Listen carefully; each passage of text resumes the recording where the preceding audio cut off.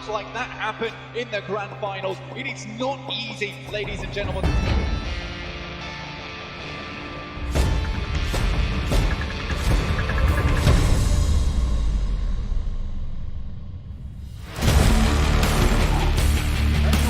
برستيجة من بلعب برستيجة من فوق برستيجة من فوق وفريق يلا اي سبورتس إصابة من فوق على اللاعب بطل نوك داون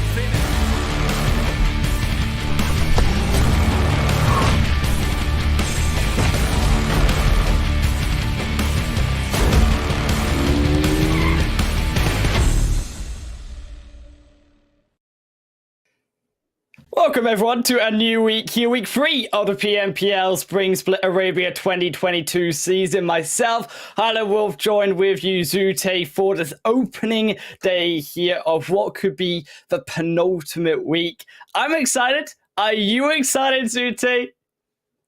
Oh yeah, this is the third and final week of the regular league weeks, including which will be heading into the Super Weekend soon.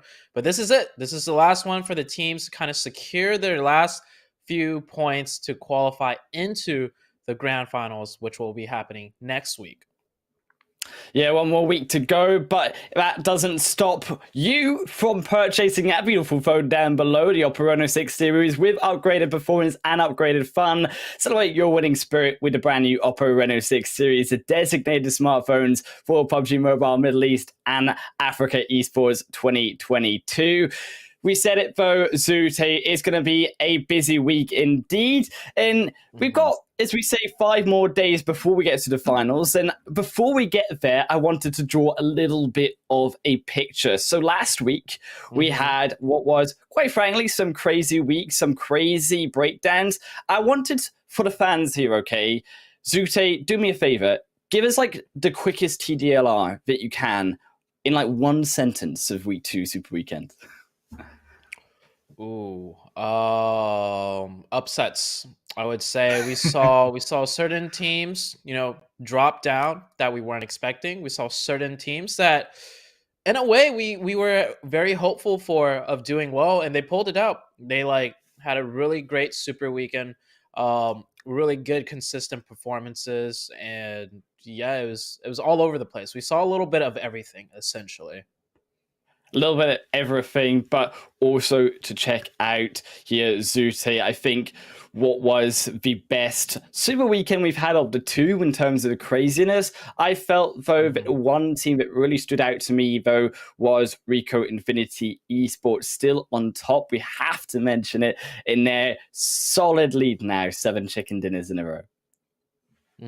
A team that I want to shout out is CONQUEROR Iraq, who currently is in that 2nd place overall, but 2nd place overall is so close, all the way down to like 2nd to 6th, right? But CONQUEROR Iraq, I was noticing them last week during the league days.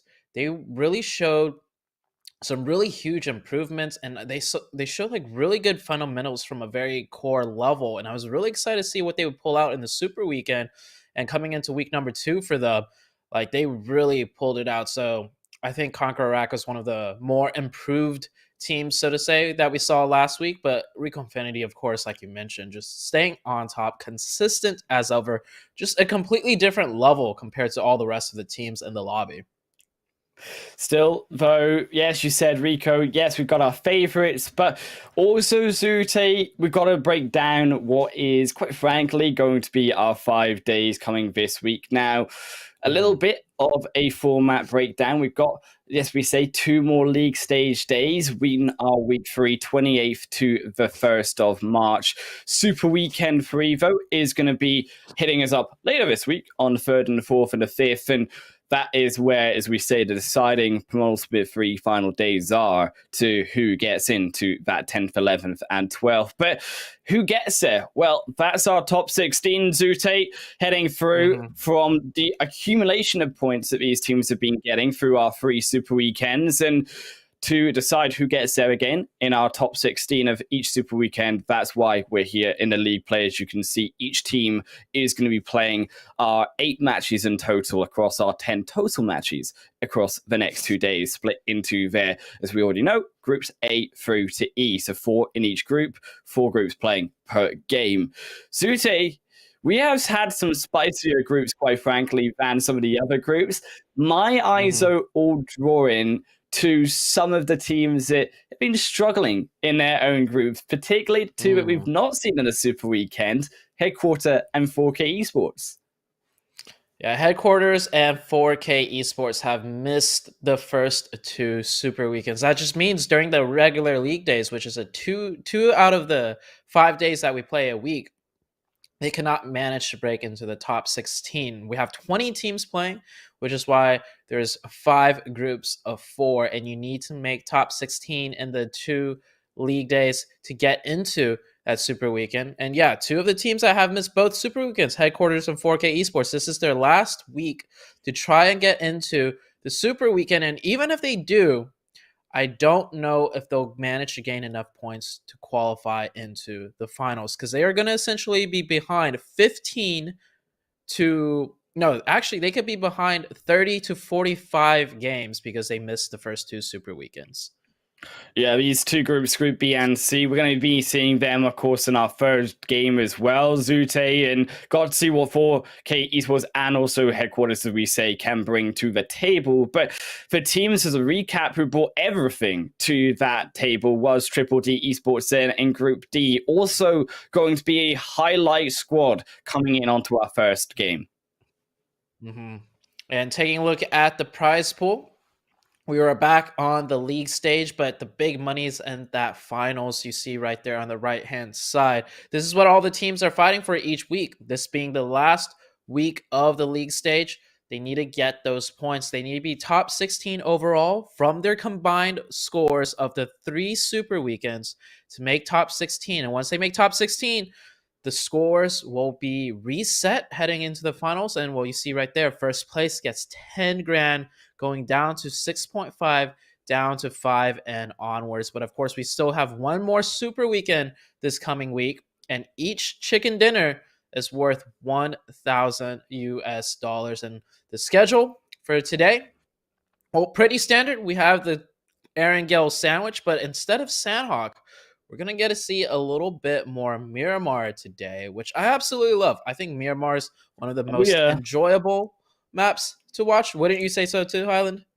I love getting my Los Leones zones. I'm going to say it straight away, Zute. We got double the chances now to be able to find one today, but hopefully they'll evade us, and hopefully we'll have some kind zones for these teams. If anything, we've all locked out when it comes to those brutal zones and brutal phase shifts of last Super Weekend. As you can see there, also the groups playing across from Group E, missing out the first game, to Group D, C, B, and A by the final match there on our Erangel sandwich.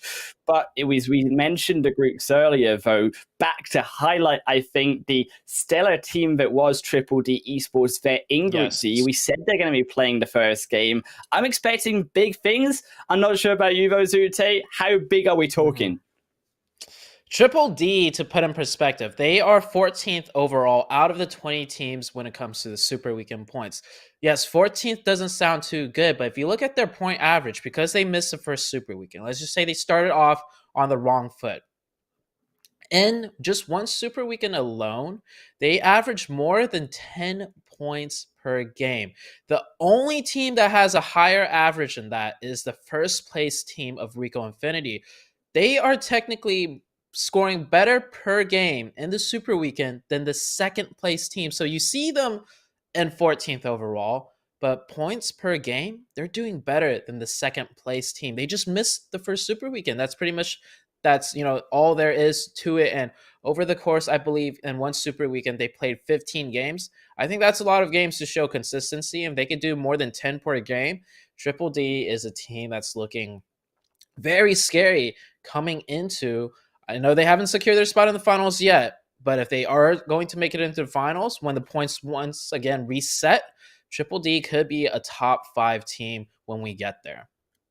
Yeah, also, not only, as you mentioned, the only other team that are beating DDD in terms of points being Rico Infinity Esports, but the other big squad that had a big Super Weekend, I think we can argue, was CONQUEROR Iraq. Now, 3 chicken dinners here, Zute, coming off of our second Super Weekend, and leading the pack of what quite is, frankly, a very close top 8.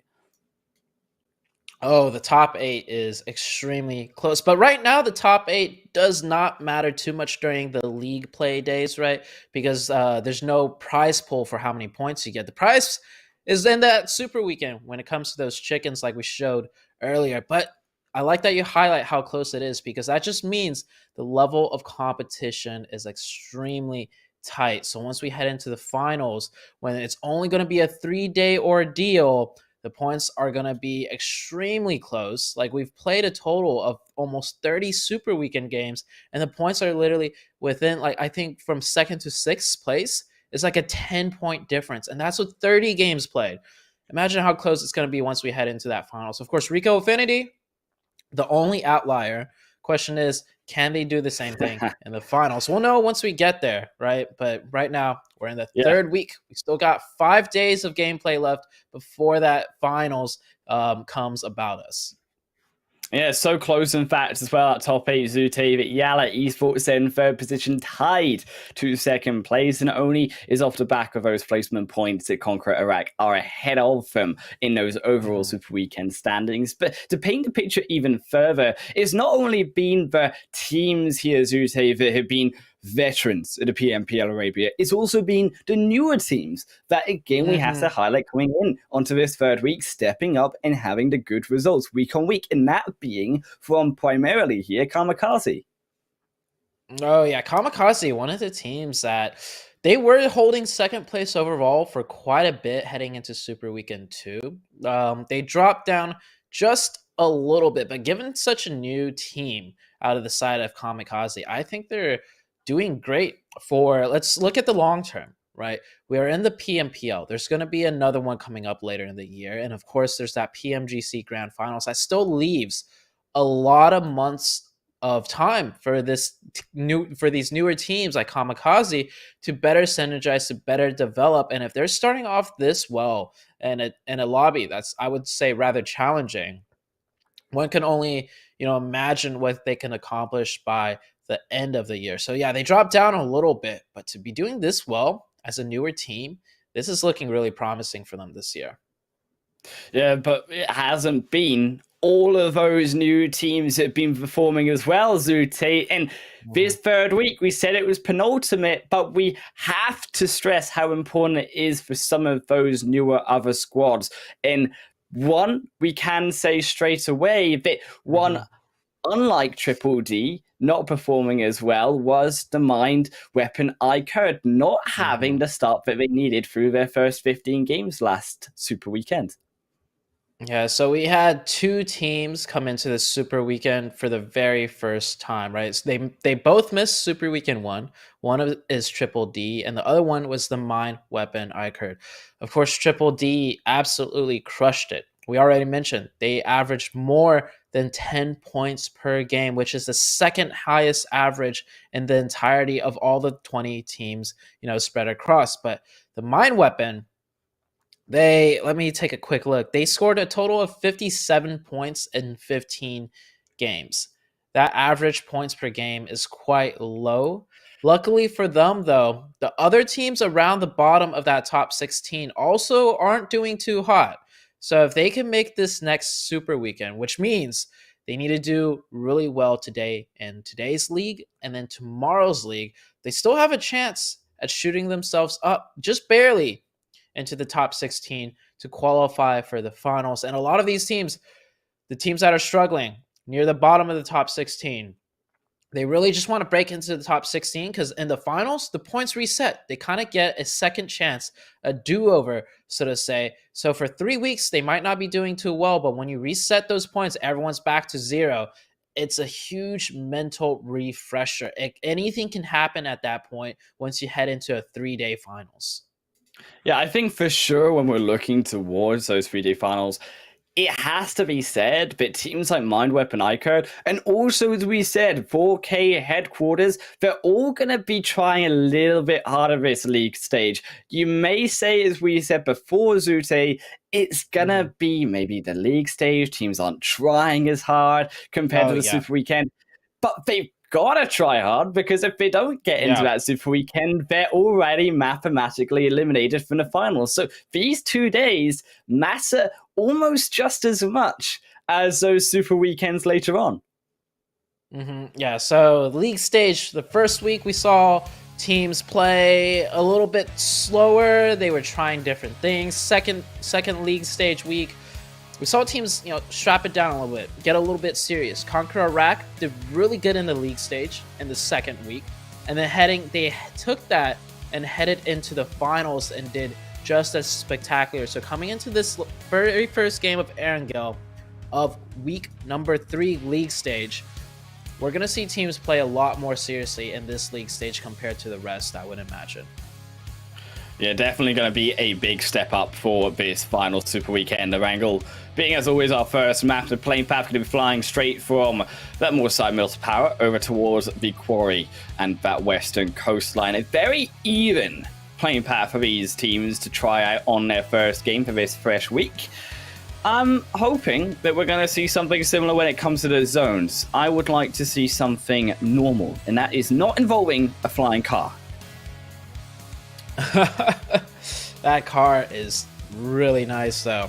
Gotta say, the car skins in this game just gets better month after month. They are hot. Yeah. So I see the circles pop up. So we are gonna have a very nice circle. You'll see soon on your screen.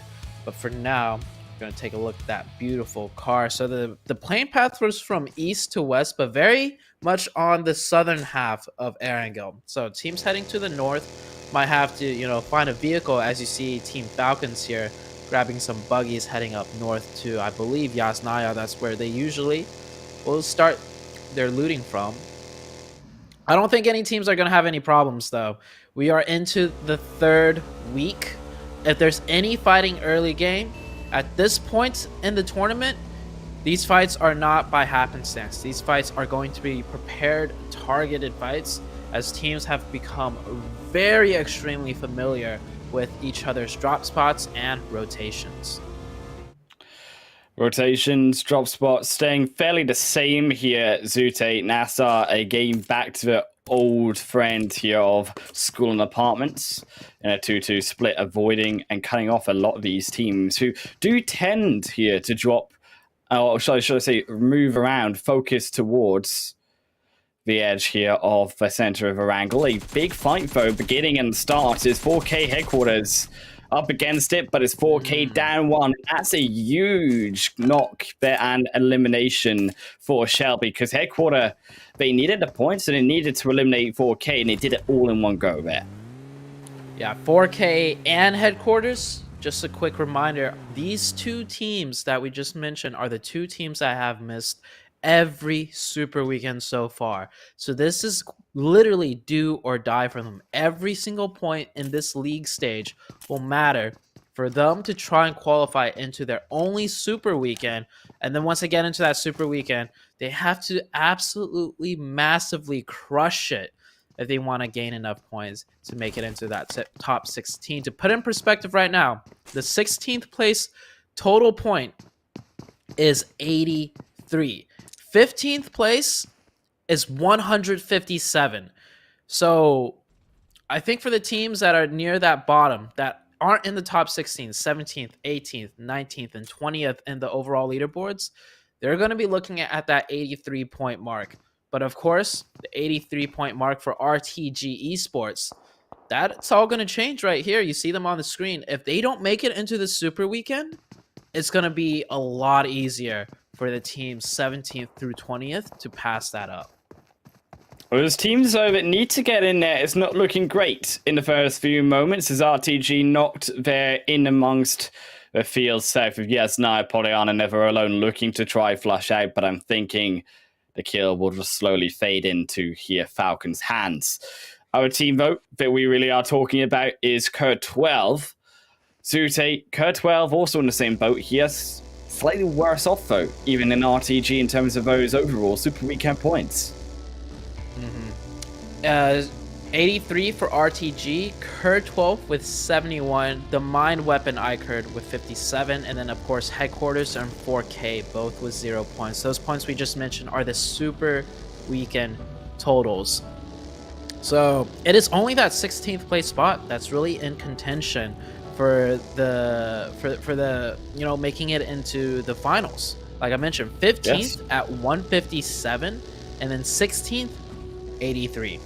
So 83 points. RTG in that 80 with that 83 points. You see them right here with only 3 members, and it's almost like these teams feel a different type of pressure, because the 3 teams that have engaged so far are the teams near that very bottom end. RTG, 4K, and of course, luckily for Headquarters, they were the one that picked up that one much needed point. For Headquarters, but not speak too soon, as much as they feel that pressure, trying to play differently here, playing more aggressive for those kill points. Stalwart UAE, a tough opponent, overlooking them now up towards the more island section here between the roads. Headquarters, though, navigating far away, and Stalwart, I don't think, should be able to find a fight that they're looking for. It should be here Rip, keeping them far at bay. Rip, crucial here to stopping Stalwart approaching on forward. The Headquarters, Zute, they're going to have a little bit more pressure, considering that zone also was a northwestern shift, and they are in the limelight of the route. A lot of these teams are going to be taking on in towards that first phase. I really like what Headquarters is trying to do here. They're playing a wider split right now, and that player that was just getting shot at was trying to find an angle onto the Stalwarts team to open something up. Of course, he took a peek and definitely did not win that exchange, but it was the attempt that was good, as he drives back in his buggy to maybe reset with the rest of his team and play a bit more defensive. So they poked their heads out to see what they could do. It's do or die for them, and they're definitely not going to just lay low. I think that's the mentality that they need, because even if they make it into the Super Weekend, if they play too passive, it's not going to really cut it. First phase is closing in. We talked about all these teams who need the points. I think there's still a sense of pressure, though, here on some of these teams who are below that 200-point threshold. We always mention the 200-point mark being the safe space for those 45 matches out of the Super Weekend to get in onto the finals, Zute. Still, though, with only one Super Weekend, as much as we praised them, Dunak do need also to, or should I say here, Triple D, alongside Dunak, we could say also, on the South Island. Both of them really needing to get in onto this next Super Weekend to help solidify their position. Triple D more so, and I wanted to mention them here, Triple D, because they have had a lot of issues sometimes in that Super Weekend, and some of their matches getting across that bridge. Now, Revolution here not playing in this game, so it's going to be a slightly easier match. But as we go through the day, I'm curious to see how Triple D are going to be adaptive on this South Island, and if they are going to be able to utilize this one game, where there are opponents who like to stop them at this South Island on here, can then make it into a big match here for the first one for them. I'll be honest, I'm not worried about Triple D whatsoever. I think they've really proved themselves in the Super Weekend. I know sometimes teams could go very hot or cold, but the way Triple D played while I was watching them in the Super Weekend, I think they really have all the fundamentals down from every perspective. And it's just that first week, I don't know what it is. Maybe the players were sick. Maybe the players just really were nervous. But the way they stepped up, I would not be surprised at all if they made it into this Super Weekend and just qualified with flying colors. And we're heading into the second circle shift. It goes a little bit more to the northwestern side. Nothing too crazy. We might see maybe a potential school finish or a Rozak finish, because both of those areas heavily centered in on the map. But that's only if the circles just continuously close towards the center. We're going to see that hard shift coming into Circle 4. That's going to completely, change the way this game's going to be played out for the first game of the regular league week. Yeah, unfortunately for these teams still, it's all a mystery. And to go back on Triple D, the best phrase I think we could argue here of using Zute would be they look like an entirely different team altogether. But they still got to get inside to that second phase in there. The way in which these zones usually work, and we saw a similar zone here in the previous Super Weekend to these teams, Phase 2, is that there's a heavy focus around those hills towards the fields, overlooking that Yasnaya fields. in a heavy focus on the positions over the bridges. Now, you can see both of these locations already taken up, also Zute, on the map. I'm wondering how teams are going to change up their strategies, though, to be able to keep control of them. I really like what I'm seeing out of Rozhok too, by the way. Teams are taking Rozhok very early on, but they're on the outskirts of Rozhok. They're just making sure if the circles do head into Rozhok, they're already set up. And of course, if the circles shift off Rozhok, they're not deep to the point where a team could pressure in and keep them trapped. So some teams prioritizing a more difficult potential circle ending. Twisted Minds taking a little bit of a fight with KONQUEROR. The KONQUEROR team right here, KONQUEROR Iraq, I would have to say is one of the most improved teams coming into their second super weekend.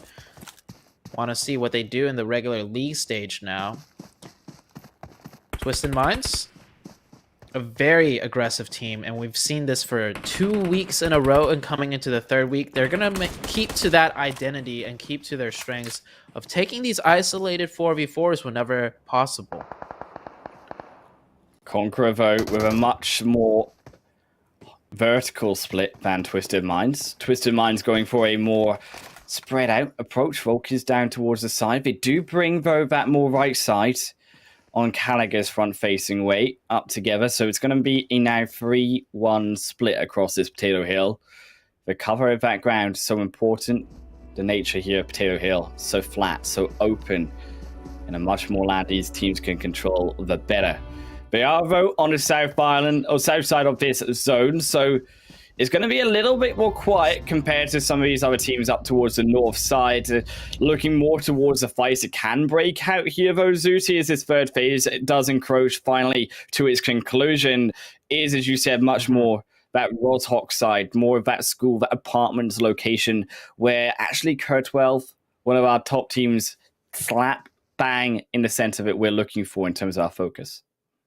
I love what Twisted Minds was doing during that engagement too. They sent 2 players to just scout more information in the circle. They knew they weren't committing to that fight, so rather than just having 4 people kind of stare at each other and nothing happen, they sent 2 along the other ways to do some scout work. And well, that scouting work is gonna be for nothing, because the circle, we hit that hard shift, goes hard up to the north, and we are going to keep a lot of the water in play. This is one of the trickier circles to fight in, and definitely one of the trickier circles to navigate into.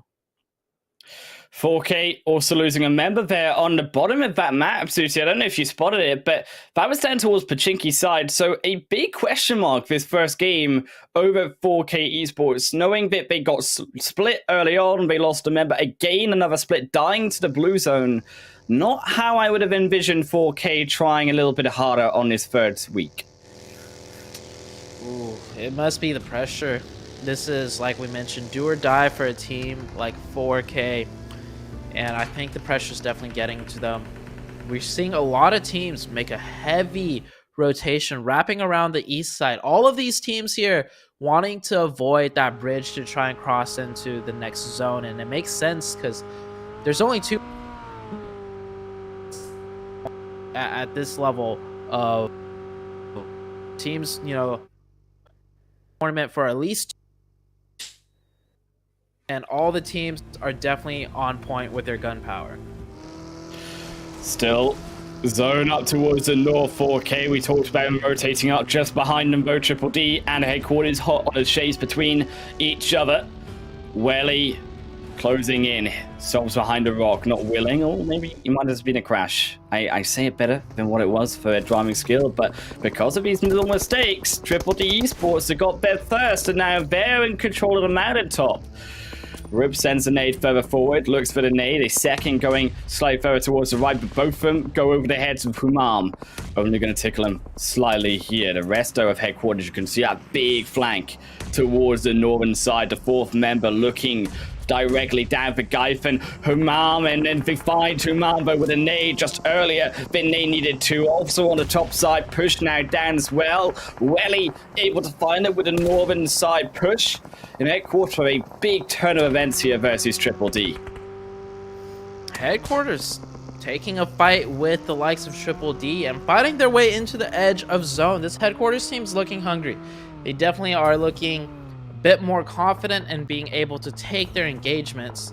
So very good job right there for headquarters. But of course, they're on the edge of zone. Let's see how they manage to make this next rotation. And I feel like it was just literally 10 seconds ago that we saw this crazy hard shift to the north. And we're heading into the next circle shift already. Big shift potentially here down towards, no, it's going to be a central shift down towards that more bridge side. But immediately, Zute, my eyes drawing just towards that more Roshawk side on the south. And those hills on the south end of that zone going to be very powerful. KURD12 had the opportunity to take that, but instead they're going to go slightly further up.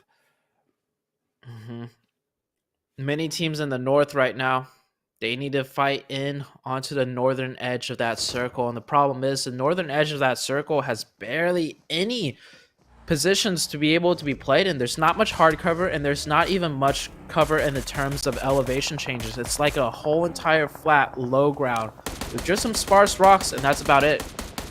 KONQUEROR Iraq fighting in from the northwest side. There's going to be a lot of these engagements more kind of isolated as teams scramble in on this new circle shift. Losing another there for the edge of Triple D. And it's finally that kill looks to be confirmed out by 4K down to the confirmed solo 1,000,000 Esports. So on our screens, also another one of these squads who very much need the points and haven't been impressing us in our second Super Weekend. They've lost a touch with the multi-kill Erangel games that they had previous, and they got to show us if they can reclaim that glory. 1 kill already, looking over KONQUEROR, the hardest opponent really out of all of they could have faced on this northern side, but they are making it work. 3 down. With the help of RTG and the long range, actually finding one there from Rio. 1,000,000. Looking for the turn, but you can see how split they are, and those without a buggy, Jabal caught unaware, and KAMIKAZE strikes him down, but will fall in return there as well from YaLLa. KONQUEROR Iraq literally put themselves in the worst spot possible. They put themselves on a huge sloping hillside that's just wide exposed to the teams on the low ground, and there's even a team on a higher ground taking shots on them. We saw YaLLa peek their heads over, and KONQUEROR Iraq nudged down to 1 as Triple D. Well, I was saying they were doing great in the Super Weekend, and I'm not worried about them at all coming into the League Week. They go out with 0 points, the first team to be taken out in the first match of the League Week. And we said it was a big opportunity for them. There was no revolution camping them on the south side. They had a freer game. So to even fall down in this zone, this first match, is going to be a lot harder than the extra angle match they face. RTG looking to try stop for the rotation. 1,000,000 looking to leapfrog here behind RTG Esports, punish them on the hill, stop them from entering further from the edge of that zone. Headquarter also rerouting in towards that northern end, but they are much more focused on the likes of 4K. Those on more that eastern side. I like what ONEMILLION tried to do there. They tried to get the flank to see if it worked, but it does not. Meanwhile, Falcon taking a fight with 4K. One of the 4K members do go down. Team Falcons up to 6 eliminations already. With only 2 members up, I do believe Never Alone will not be able to get revived. The next circle shift comes out. We shift over to the west, and the most important thing about this shift is, I would have to say, that position that Dunak is in, that gas station, a very strong position, and also in the next circle. Headquarter also eliminated triple kill there through from RTG, the final being finished off by the help of Dunak, I believe it was. Headquarter, a miserable game for them the first match, but can come back stronger. RTG still, though, as they turn and swivel their heads back towards 1,000,000. Still, they are in the problem here is that south shift here from phase 5 did put them outside of the play area. 200 meters to go up the hill. They've got the buggies, but they are waiting on the move, waiting on the clearing to open up. It's 4K Esports, another one in their way, fall down in 13th. 1 million Esports need to work their way up to the high ground now, as the same goes for RTG. Oh, it looks like RTG might be thinking about doing the gas station, taking a circle back around. They're not quite sure what to do in this situation. You see them do a little bit of a scouting, and then they just immediately turn back around as they're trying to find a more optimized rotation. But Stalwart Esports, this team, looking like they know exactly what they want to do, as trying to get their last member into the car. An open top US 4-in-1 vehicle driving straight in. There's a pre-smoke coming out from Gaith here as they drive straight into the clutches of Rico Infinity and Twisted Minds, taking some shots as well. They crashed here as well, Zoot, against a tree, and they've got pinned down in amongst everyone's line of fire. Zabud does have some form of an angle here against the hill to protect him, but Bandar's looking for the nade, but will be rightfully punished by K12. Bandar trying to finish off, but K12 too quick to the draw, confirm the kill. Is another double big knock there through from Biggers up above, seals the deal surely here for Stalwart. It looks like they're out of the woods, but straight back in onto the fire. Down to the solo, more nades raining down on their heads. And Prestige does not let up here for Stalwart. Oh my god, Twisted they just sent 3 people in vehicles and just ran everyone over. That's how you do it. What? That's how you do it. You do it in style when you can use the smokes. Rico can't affect you because they can't see your buggy go in onto the dips and they can't see you coming. And easily find the 3-piece. Zono back on in team. KURD12 here, Zute. That was beautiful by Twisted Minds. I've not seen a team utilize vehicles in that way since watching, the Chinese teams play in PEL. I do believe the Chinese teams are the pioneers when it comes to the meta strategy, as they are the top in the world year after year, and love seeing Twisted Minds do just that. They got that double nade, like you mentioned. They knew that they knew that team of Stalwarts was extremely weak, and rather just taking gunshots into the smoke, they just go straight in with the cars. 3 of them driving the vehicles as RTG land a massive nade into the Dunak position. And from this position here, they can definitely easily break on into the circle as Case Ram, he goes down. His teammate driving right by in a vehicle. Down to a 2v1 situation. Can Dunak clutch this out? He gets another one, down to 1. But RTG eventually finishes them out, and they will be able to get that full reset. And from this position, they can see the edge of the next circle and work their way in. But the problem is, we've only now got so much limited time. We need to make another revive as well, and you can see the road really is a dilemma for RTG to get across in onto that zone. Everyone will be able to see them the moment they exit that gas station, though, Zute. KURD12 still in control, but it's NASR on the edge, making their road in 1 million. Oh no. It looks for the fight, but it's both of them equaling each other out. NASR on top, at least with 1 alive, but you can see how dangerously low they are. So should I say 2, but YaLLa, they heard those shots, and you can see the fire coming also there from K12. The moment they try to step further in, Twisted Minds confirming another on the edge, though you can see the Predators on the south end of this zone. Twisted Minds just controlling their side of the circle so well. Every time camera's on them, they're engaged somewhere, being proactive, taking shots, taking fights, using their vehicles, and just running over the entirety of Star Wars as NASR down to 1, playing right next to this compound of KURD12. But there's 4 members from KURD12 all holed up here. They have a fortress for them, and they're laying out heavy firepower as YaLLa doing some circles around in the car, not finding anything. RTG down to 1. 2 of them knocked. A 1v1 situation now. Huge opening, and he blows up that car that YaLLa plays, going to go down. Powerful noses, and he backs up immediately. YaLLa making the revives, but they don't have the time to do so. Is RTG a huge name? Finds the 3-in-1. Kursarim saves the game here for RTG, but they're not done just yet. They need to find the revives. back in onto the zone as another South zone against them. Twisted Minds now making their push, trying to bait out the shots of K12, who have been gifted a beautiful building all game long, but now it's shifted away. They need to make the move, and Twisted Minds are here to knock on the front door. But on the back side, it's a back entrance, slap down, no surprise for them. 2-in-1 for Vigorous, and Twisted Minds are looking unstoppable as they go out on the front entrance, try to surprise Partashani, vote down as the final one to fall left for K12. Is going to be Zana inside the smoke. Looks for it. There they find it. Zute, Twisted Minds, they are looking unstoppable. Oh, just as you say that, Rico Infinity disagrees with you. never We're down mind. to 2v1 situation. Yeah, RTG. RTG, by the way, 16th place team. This is a team that I was saying has only those 83 points.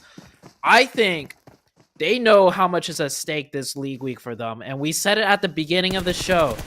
It's do or die for some of these teams. And RTG spots out the last player of Rico Infinity. And they get the very first chicken dinner of the league week. And this league week, definitely more important than the rest, because this is the last league week for some of these teams. And RTG, well, we're saying they're the team that's looking to be potentially cut out from the finals because they are in 16th. They have one of the lowest points for 17th and 20th to try and jump ahead of. And they're making a statement right here. They are telling everyone, we're not here to only just qualify for the Super Weekend. We're going to try and come into the Super Weekend as a completely different team. They won that game, not through luck, not through circle blesses, because you saw the massive amount of eliminations they had, and they had to fight their way in every step of the way. Well, though, they still away to win. Zute, unfortunately, for Twisted Minds and KURD. It looked like these teams were coming in with the chicken dinner, but unfortunately, you saw that fight in between the two of them ended up being both of their downfall. Also, you cannot deny another good game from Rico Infinity Esports, securing that second place as well with the solo and making sure they also grab up on those placement points. And Twisted Minds looking like good old Twisted Minds. This is the same team that we've seen for 3 weeks in a row, just playing very aggressive, but a very smart, controlled aggression. Of course, towards that late game, there was not much they could do. They had to take a 3v4. There was 4 members of KURD they had to deal with, and they were winning that too. But of course, when you're fighting 4 other players, that fight's going to be elongated. And that third party just came in at the perfect time for the other teams. But as far as Twisted Mind goes, well, that grenade definitely cleaned them out.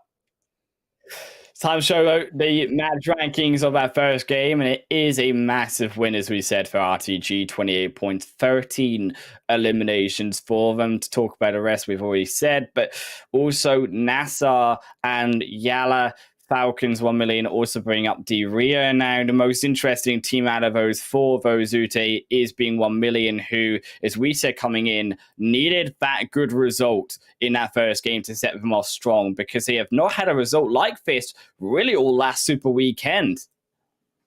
Yeah, 1 million, definitely a team that's been struggling. They've been kind of floating in that area of potentially, breaking through and having a standout game. And this is a little bit better, but they still got a long ways to go. 1 million, the 15th place team overall as far as Super Weekend points are concerned. So they still need to clean things up a bit. Of course, Twisted Minds, Rico Infinity, those 2 teams, and also YaLLa included. YaLLa, 3rd place overall with 258, basically tied with CONQUEROR Iraq. These teams are still looking good as far as coming into a new week. Falcons, as we said, also bringing a good result. NASR, I think the one that we actually avoided really talking about here, Zute, in his first game. But I have to highlight the fact that second Super Weekend, they were performing just like CONQUEROR, just like Triple D, with 9-10 point averages per game over all of those 15 matches as a total. they're coming in with another good result and looking like they're keeping up that momentum. But that momentum really needed to come out more on some of those teams in the bottom of this first match. That being, I think, the big shock from 4K Esports going down and looking lost in that entire game very early on. 4K Esports lost one member in that prison drop, I believe. And the way he went down, he just ran in. He had no idea there was another player there. And that's always a big red flag for you to go down with no wherewithal of potentially being taken down is not a good look. He should have spotted something, or at least from VOD review, maybe be more wary of a potential player dropping into his split. But at 4K, they're just looking all sorts of lost, like you mentioned. Yeah, gotta have a big result now later in the rest of these matches today, because they are only going to have one more match before they sit out. So that momentum going to there be stifled in between the matches, making it only harder for them to recover to Zute when it comes to their overall maths and groups of these games. But also, I think the big scary thing also for me was that actually Headquarters, who went out very surprisingly, you saw it in the kill feed. They tried to make that rotation in after a good fight versus Triple D, but they went way too aggressive deep in onto that zone. I like that you bring up Headquarters, because we were talking about 4K. Both 4K and Headquarters have 0 points after 2 super weekends. So these are the two teams that, you know, really need to make it into that super weekend. And Headquarters, I would say this is a good look from them.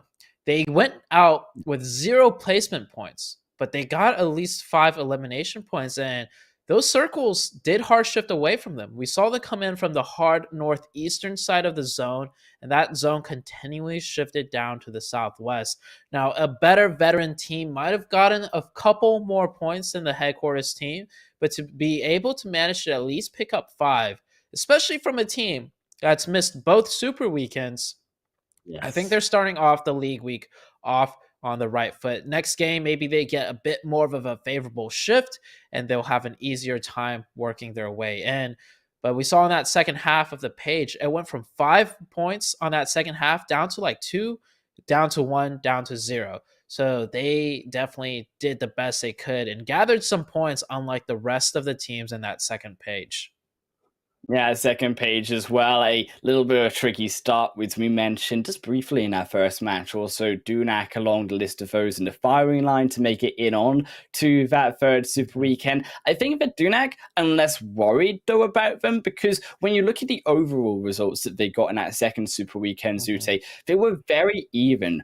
Yes, only 5 points every game, but consistently 5, 6, 7 points through every game. So that meant that actually through all of those 15 matches, yes, they weren't looking flashy, but they were bringing to the table enough points to where they may qualify, but they still need to get in just to be sure. It's always good to qualify for that super weekend, not just for the fact that, you know, you want to get the points to secure yourself in the finals, but there's always that chance to get that chicken dinner, right? And you can get that $1,000 in the super weekend. Taking a look at the Oppo moments, well, we're going to start off right there with Headquarters, you know, taking the fights early on and gaining those points. Shifting over to the rest of the game, you know, Falcon, some really good long-range shots onto Triple D. A interesting shift as well. That South Seas zone was in the control of KURD 12. Now they took that side up towards the building. Maybe you've given up more points, so I think that definitely the look, and I wanted to say this through in the end of the game, Zute, was that K12, yes, they had a great result, but the one fight they took, they lost it versus Twisted Minds. It felt like they were being very secluded and very scared almost to try to take those fights when they had a better position for potentially kills as well, where Twisted Minds were before Twisted Minds even got there.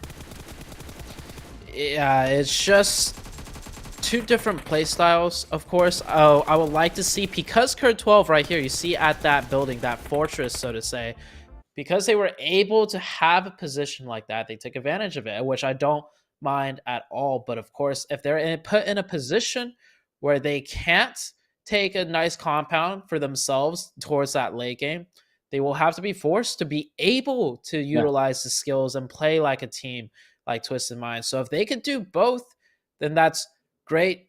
But the problem is, I don't feel like, they're a team that's as comfortable fighting in from the edge, unlike the Twisted Minds team. Got to see positioning based up on Miramar next map of positioning here, but we're going to take it to a quick break and see you guys there on the Desert Dunes on the other side.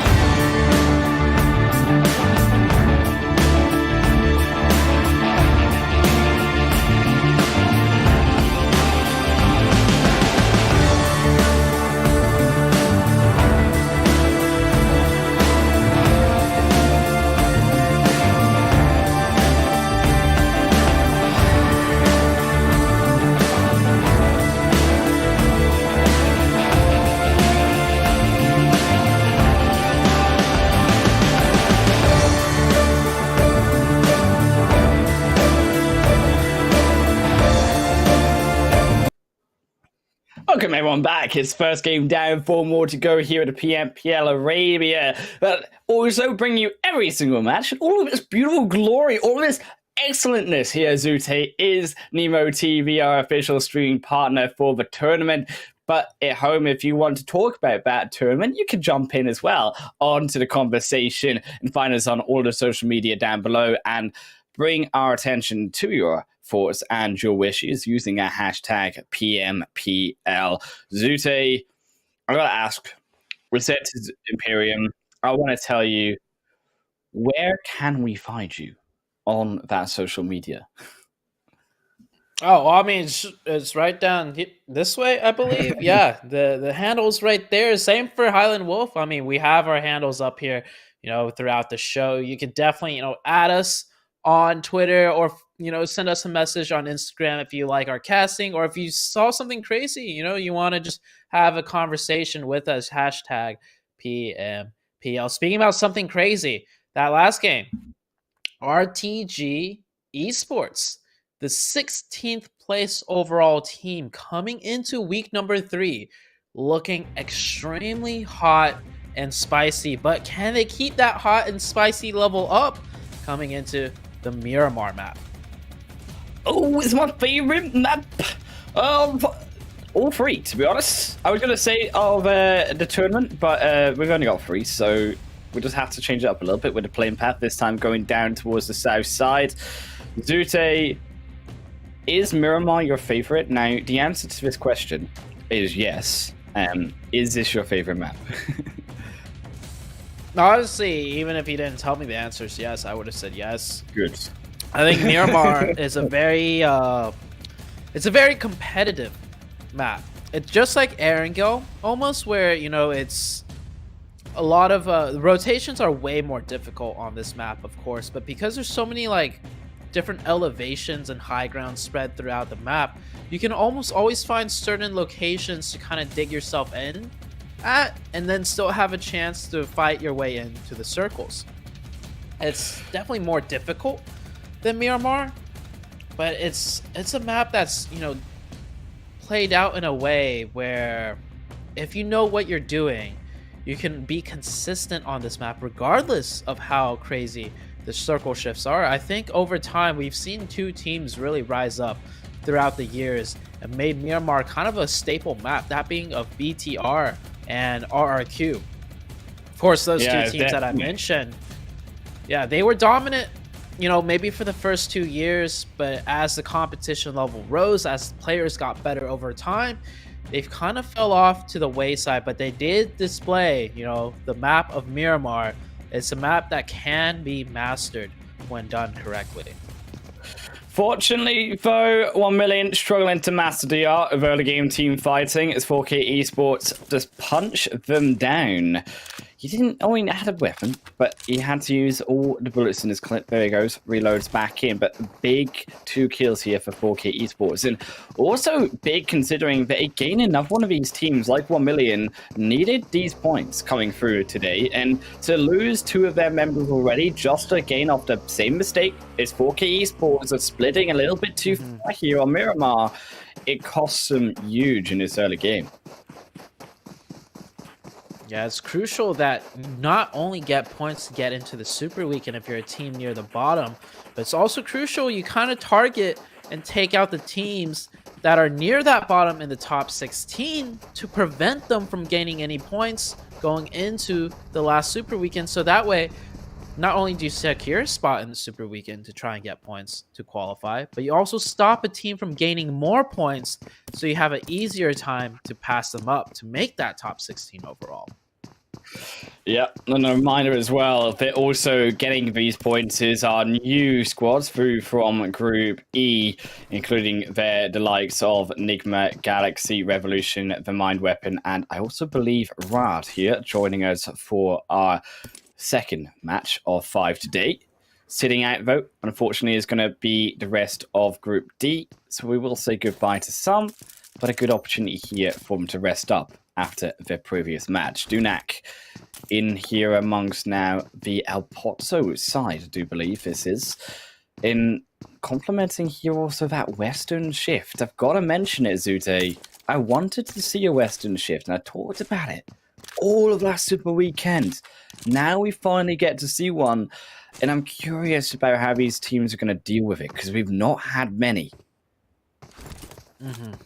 A northwestern circle to start off with. Of course, it could hard shift to the east, and the circle will end up somewhere that we've seen be played out in Miramar in this tournament. But if it does go to that western side, I don't believe many of these teams have had experience playing in that circle in particular with these teams in the tournament.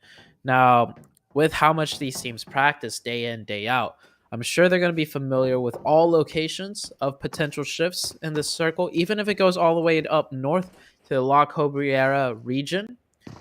You play enough games of Miramar, you'll eventually play some of those circles out. So we'll have to see, as Rod potentially walking into a trap by this 1 million player. GAG. He needs to take out his weapon. I don't know why he doesn't have his weapon. Oh, he does have his weapon out. There we go. Pulling a quick one over the likes of Satan, and Sadat tries to fire some shots back. Almost, I feel like he was a little bit too jumpy with those shots. He could have waited, because that 1 million player didn't have info that there was a second player of Rod in the area. Still, 1 million beneath that turn, and that kill. 2 down. They still grab themselves a little bit of space, of course, because Rad do show themselves as well. It means that they do push a little further back. Yes, you grab 1, but it's still a 3v2. And to try to capture here, so that's a little bit more tricky. Up. These teams also going here, though, also Zute into that first phase, and I'm surprised there's not a bigger focus here on Picado Hill. I would imagine some of these teams, based on the map, that Picado a big stopping point for not only vision, but to stop these other teams from entering into that zone as they do enter on into the edge.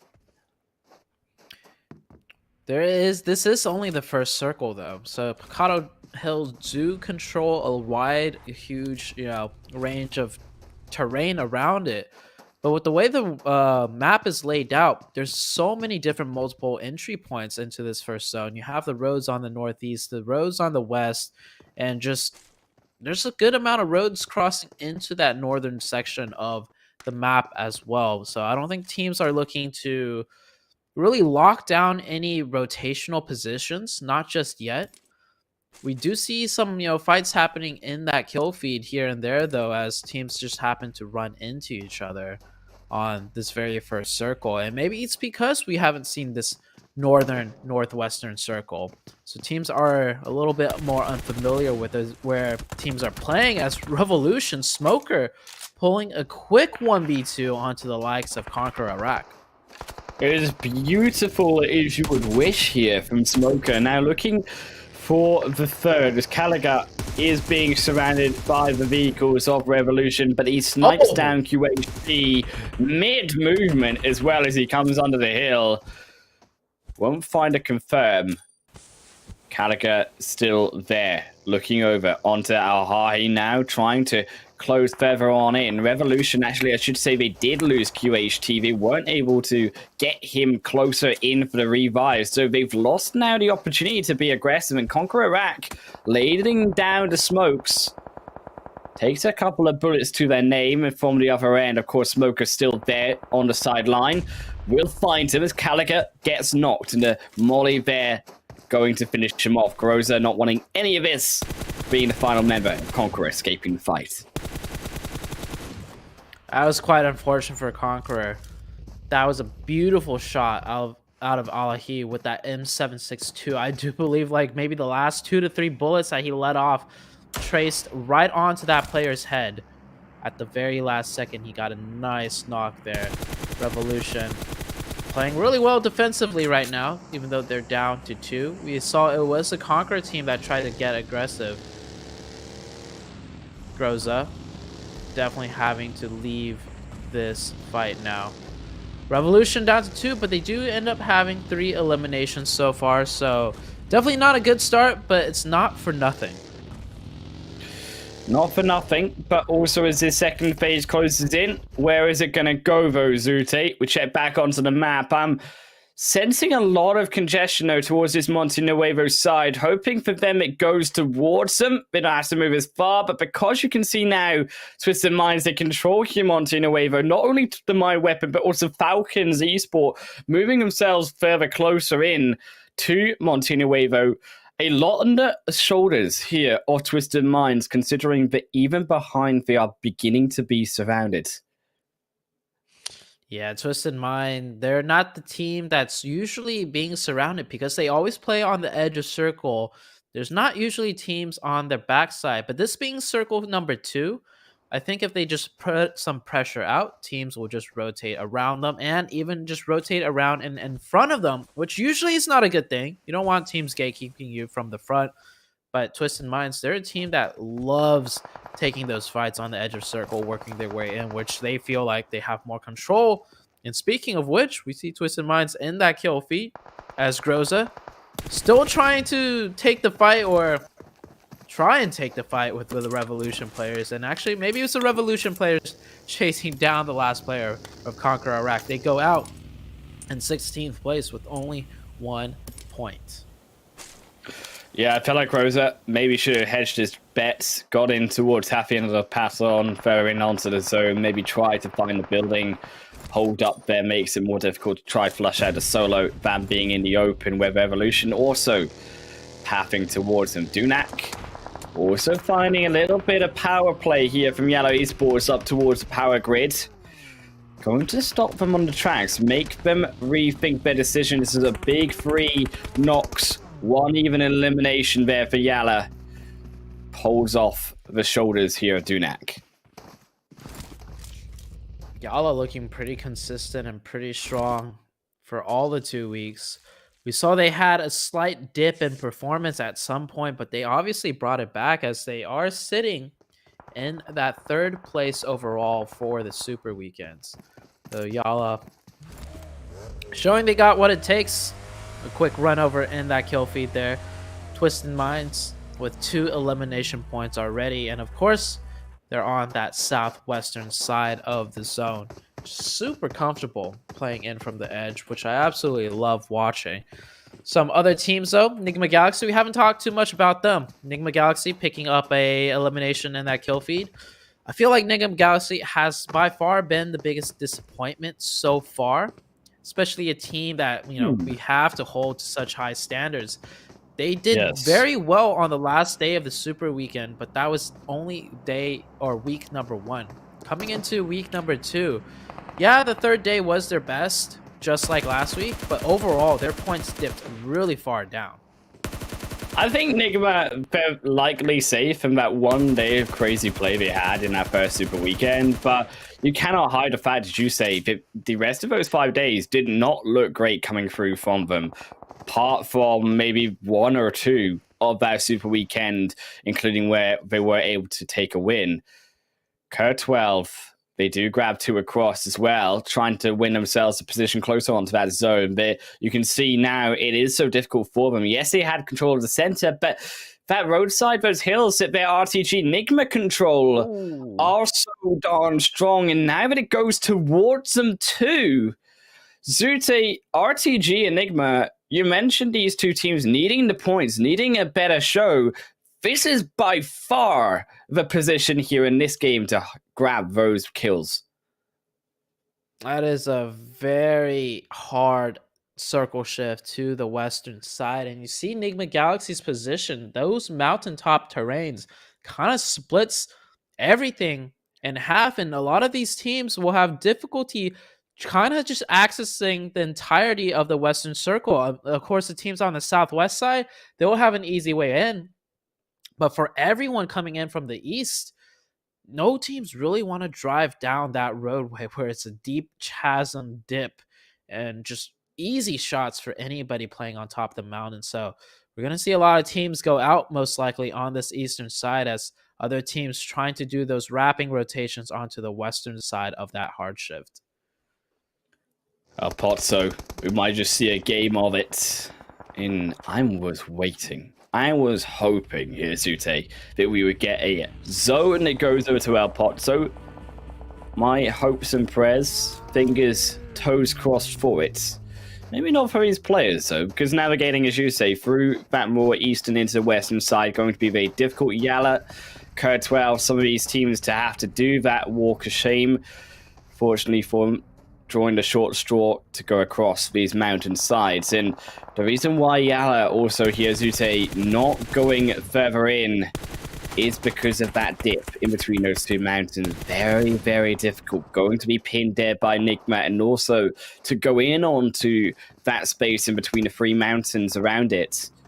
Likely going to cause them some destruction. RTG have gone no for that position. 2 down into that chasm. 2 trying to climb up towards Nigma Galaxy, but you can see how difficult it is and why we try not to do it, because Hamodi, with that off angle, just causes so much chaos. I love Nigma's split too. They have a 2-2 split, 2 on top of the mountaintop, and they have 2 players in the Apozo city itself.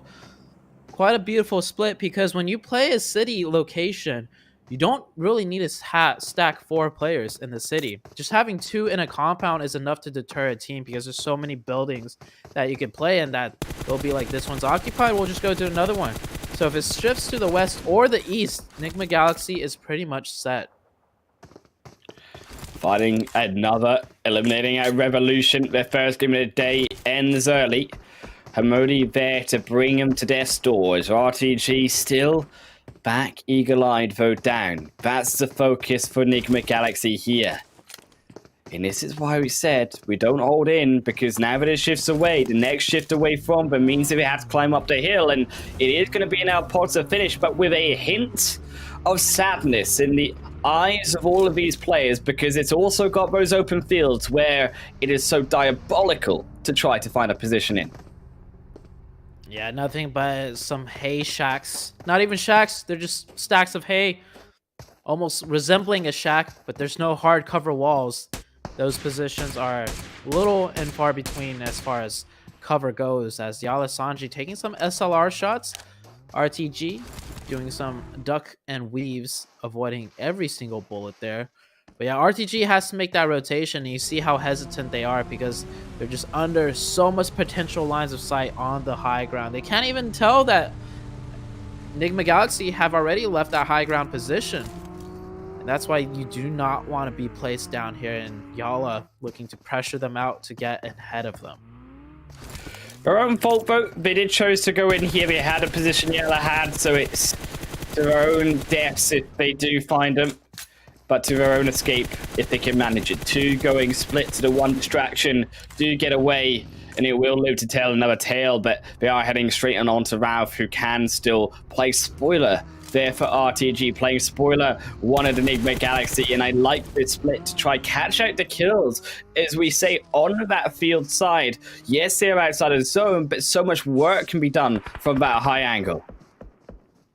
I love what YaLLa's doing. They're not just rotating straight on in. They're pressuring every step of the way to make sure this team, when they do come in from behind them, they're going to be coming in with little to no time to work with, versus just rotating right ahead and potentially giving up their backside. Fights happening elsewhere on the map. 963 taking a fight on that southeastern edge side of the zone. KURD12 trying to find their way into the circle, but of course, the 963 Egypt team not giving them a freebie in. They've got the building too. They've got the zone, albeit on the very sliver of that southeastern end. In KURD12, they need to make their way up this mountainside. May look to try readjust towards more of a direct south, but you can see that NASR, the orange dots, you can see them now on your screen, control that mountainside. So KURD12, there is no easy angle unless you try to go up the hill towards that fighting versus RTG, and that may just take too long, only to bring you back in onto that open expanse. But they're gonna go for the push. They lose one, they still keep on no one alive, but I don't think for much longer. Basic leaves one as Twisted Minds find one of here, the rest of KURD12. Unknowing gets in, it's KURD12 actually, should I say, that find back hill onto 963, but immediately punished by their NASR Batika on the other mountainside, as we said. I like how KURD12 tried to use a distraction play with that vehicle. You saw the trade fire coming out, but I think it was a little bit too late. They should have been able to get that player knocked before the player on the back of the buggy could go down that easily. Unknown, last up for KURD12. He is going to play in one of those hay bale positions that I was talking about. Not the best of hard covers, but he's got to make do with what he can, but it's not looking good as the circle does shift onto the El Pozo region. Ooh, we're getting El Pozo City, Zute, for our finish here, and I am a happy wolf boy indeed. It's RTG Esports KURDSQUAD. We look to try to find a fight on the edge of the blue zone. 9-6-3. Look for the punish. Nate on in, tries to fight it, but it wasn't cooked enough. It was a panic one in 9-6-3. Are able to claim him by rushing quick enough. A disappointing match for them, but the firing is drawing in other opponents. Here's NASR. Are slowly making their way down, but I don't think they'll go for it. Judging because of that zone being so far away from them, it may give some breathing space here to 9-6-3, albeit that zone closing in means they cannot stop. Liz is going to be lost and need down another member. Yeah, I like NASR's approach. They tried to see if they could do a quick third party. They already had 2 players set up in the circle. We see them right there on the southern side. But with the zone closing in so quickly, they decided to give up that third party, and they are rotating in. We see some other teams set up in the zone already. Headquarters, one of the teams that really need these points, currently with only 2 members left alive. Not able to really stop that push as the buggies just kind of crashed right on in such a short distance. And Shelby, that grenade chunking him down to 20 HP. It's from 4K, who are trying to silence down headquarters. So another big exchange here between the 2 teams. Again, finding themselves oppressed against each other. Enemy up towards also the top side, though, of this series of flats. Will just try to hide away from the bullets from the grenades here, 4K, but they're stepping upstairs. They want to find the current collection. They want to find the points that they're looking so hungrily for. And then it's overdue here from headquarters, already 2 dead. It's phase 5, closing further in. More fighting on, though. That more open expansion. YaLLa, who did not have the building to their name, losing another. But it's headquarters Shelby with a beautiful nade. Finds the 3rd, and headquarters into the 4th. Eliminate headquarters overall. I love how aggressive 4K is. Rather than just sharing that building, they realize the next circle most likely going to shift off them, and they're going to have to clear out that building either way. So they just took the fight to the likes of the other team of headquarters, and they come out on top. Nigma Galaxy, he lost that 1 player on top of the mountain playing that gigantic split earlier. Keeping 3 up into the late game also isn't too bad as Lord eats a grenade. Just YaLLa chunking it straight up onto the roof, almost potentially getting a knock there. And need a hole, though. Is able to take it in chunks. As Nigma, as you say, keep himself alive. 9-6-3. You can see them. Might just be the next one to fall here. Is the zone also going to pressure in Twisted Minds, who have been overlapped there by NASR Falcons, all coming in behind them. Silence, so it's phase 5. Yet to close in. Only YaLLa going to lose another, but YaLLa was already in a bad position to begin with. But that south shift is going to cause a lot more chaos, Sute, when that zone does begin to finally close in. Yeah, we're shifting away from all the buildings that are left into El Pozo. Still have those water tanks in play, and Rod, of course, have in warehouse. But all these teams you're seeing right now on the northern side, they got to take their rotations or take their fights on the way in. As 4K looking to just go and brute force and just take a fight now with the Falcon team. They miss out the nade, though. Falcons haven't dispatched 2 just yet. Cobra looking for the full heal, but he walks straight into Falcons, and I think he should have gone through the door. A slight misposition from 4K, lost him the 2nd member. And oh, it looks so dire now for 4K as they look a bit panicked, a bit flustered, go up towards some form of hiding. But where can you hide in this zone? You can hide nowhere. Falcons find a 3rd, and they're hunting for the 4th to clutch them up with the big fat claws. And Never Alone, no, is too greedy. 4K towards Anaconda, bites down onto 1 at least. Looks for the buggy, looks to try get on out of there, as you cannot take that 1v4 in the same position. Looked for the revive as well. Through from Falcons. And back into 1v4 situation. Anaconda's found himself in. Anaconda doing his best impression of a make, doing the Anaconda, getting a very beautiful grenade. That one could also be good. I don't think it will connect. He sees the players right there as Yusuf trying to stick that revive, and he's going to toss it right into them. It does tag down Yusuf a little bit. Anaconda with the UMP back and forth jiggles. He's going to go back around the corner to maybe drop a smoke. He drops a molly instead, but that is going to allow the Falcon player that got revived to get a first aid off. Now he's going to be forced into a 1v2 situation. Anaconda lays down the smokes to deny the vision as another player gets into the fight and takes one down from Falcon. 1v1 situation here. This is going to be huge for 4K Esports. They really need all the points they can, but he gets taken out by Yusuf, and Yusuf with another clean peek. Yusuf getting a quick two-piece, eliminating two teams in the process. Two teams that needed the points. YaLLa also down at 6. Big nade there from Twisted Mind. Should find NASR. No, it will not. The rock barely protects him. It wasn't quite over the top enough. Twisted Minds looking for the peak once more, but Vigor's almost blowing up. It's Dami 2, but they both survive. Enigma, they're finding nothing from the peaks as they still need to move themselves. Resets coming through as a confirm should be confirmed through Frey Rolkis on the elimination.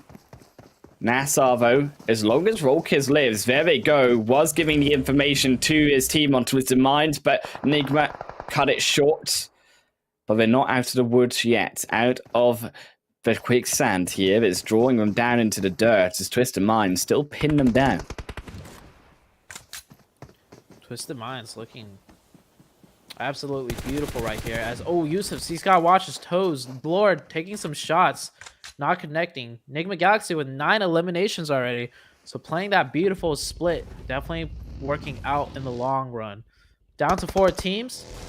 Twisted Minds, I would have to say, has the best position. And this is what happens when Twisted Mind gets that circle shifted towards them on the edge. They have an easier time of fighting their way in and not having to make a huge, long rotation. And you can see right here the fruits of their efforts. 7 eliminations, and they keep 3 alive. Up to 8 eliminations now, and potentially the chicken dinner. Make it 8.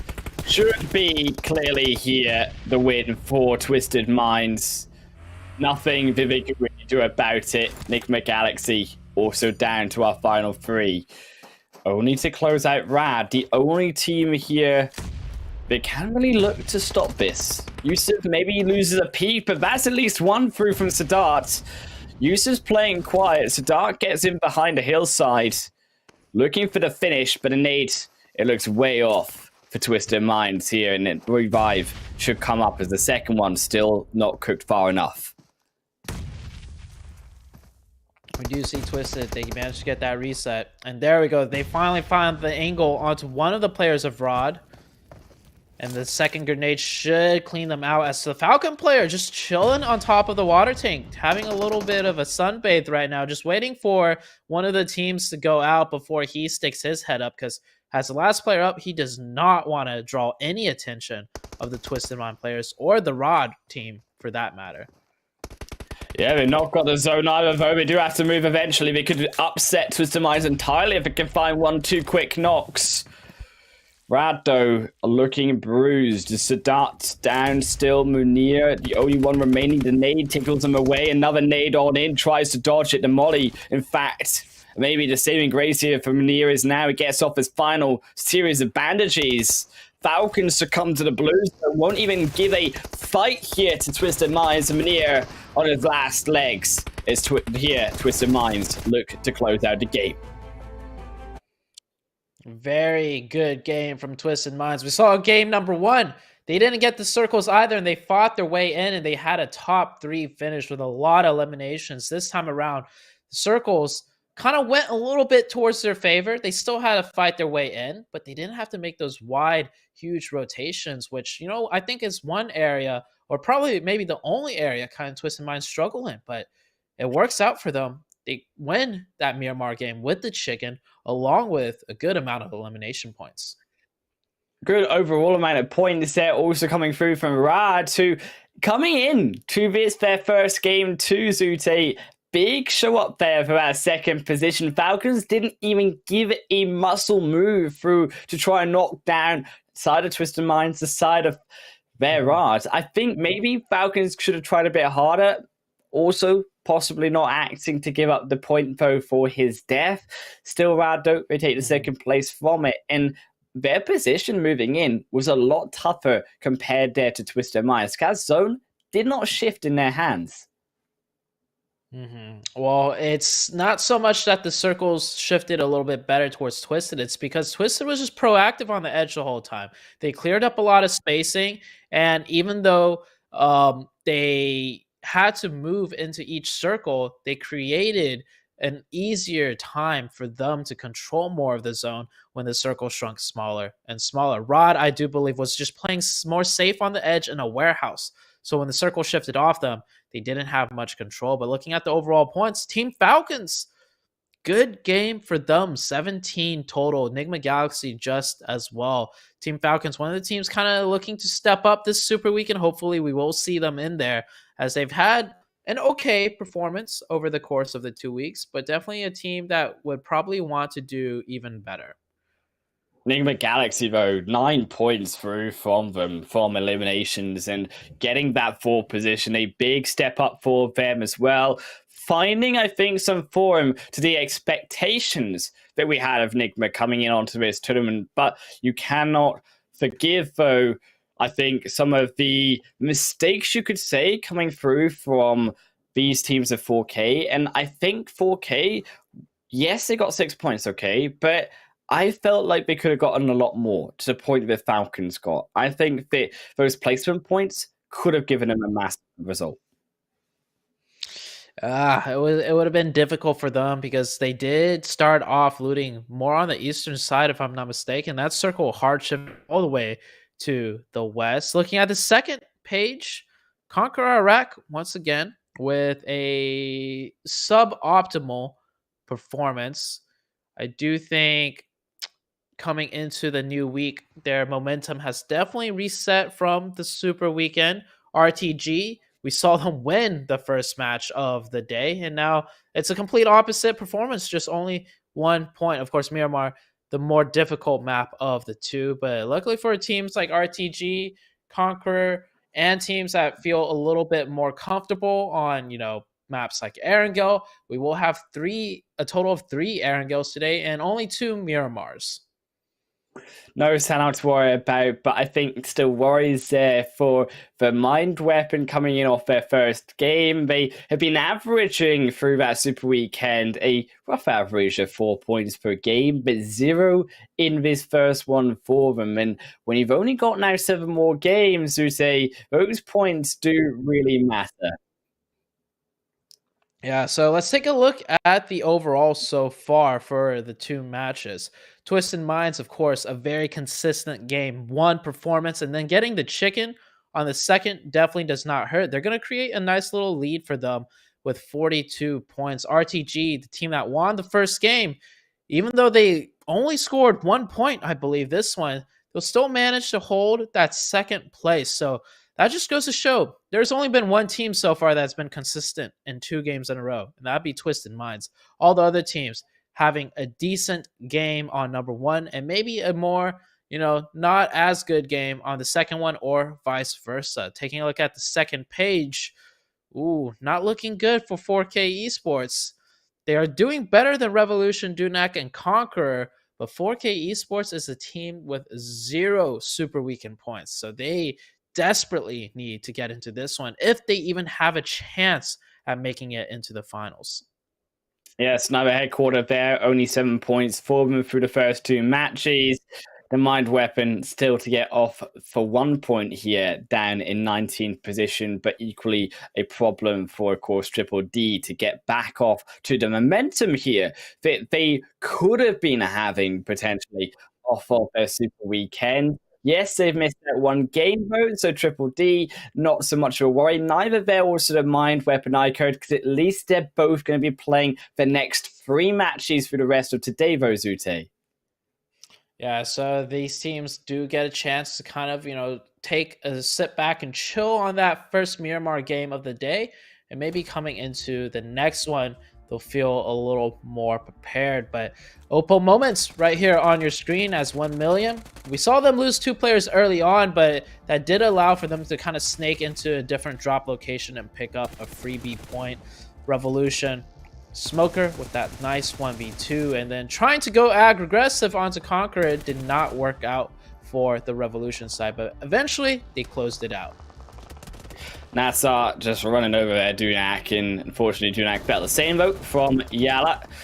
It was a horrible game through for them, down also on that leaderboard, but is that zone close in on our pot, so it was a lot of those teams pressuring on, not in the mountainside like Nigma for their elimination points, but also in that city. You could see how much work was being done by those teams controlling that edge coming in through from the flats.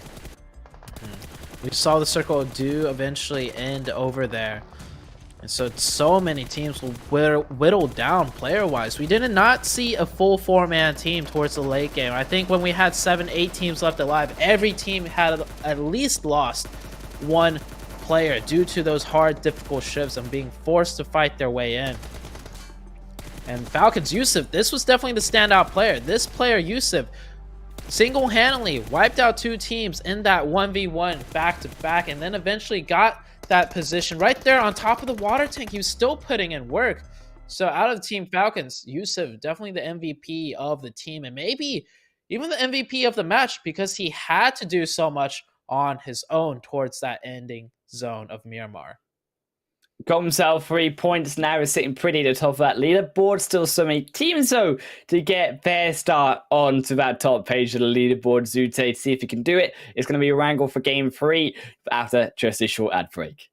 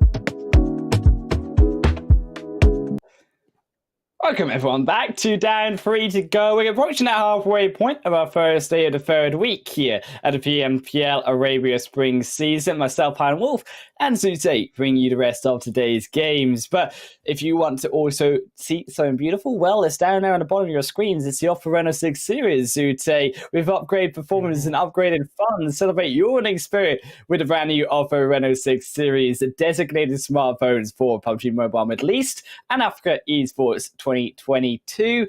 If you also don't want to jump in onto the conversation, you can find us using the hashtag PMPL and give us your thoughts and opinions on all of these teams and these players on our 5 social medias down below. Zute, it's been a crazy series of 2 games we've seen. I think definitely some minds leading up the pack vote with 2 consistent games. There's still a lot to see though from some of our other teams. Yet, maybe to play 2 games, yes, but disappointing here and there nonetheless. Yeah, and particularly out of the teams that, towards the bottom of the overall leaderboards that need to do really well. I think the only team that kind of has stepped up to the bat, so to say, as far as the teams that are in the bottom, 17th through 20th, and maybe even 15th through 20th overall, is RTG Esports. They came in on match number 1 of Erangel, just absolutely smashing it with the amount of elimination points they picked up and the chicken dinner. And we've seen other teams step up and do well over the course of just the 2 games we've played so far. But most of them are teams that are looking more comfortable in terms of qualifying into the finals. And RTG is the only team that not so good overall, but definitely starting off the day strong.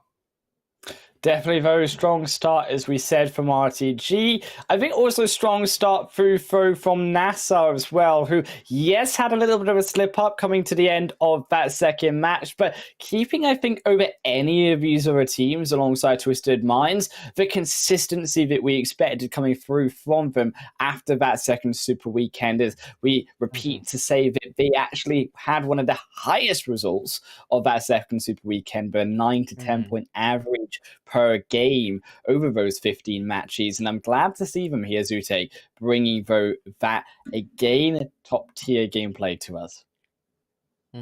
Another team that you mentioned 9 to 10 point average, of course, Triple D comes to mind.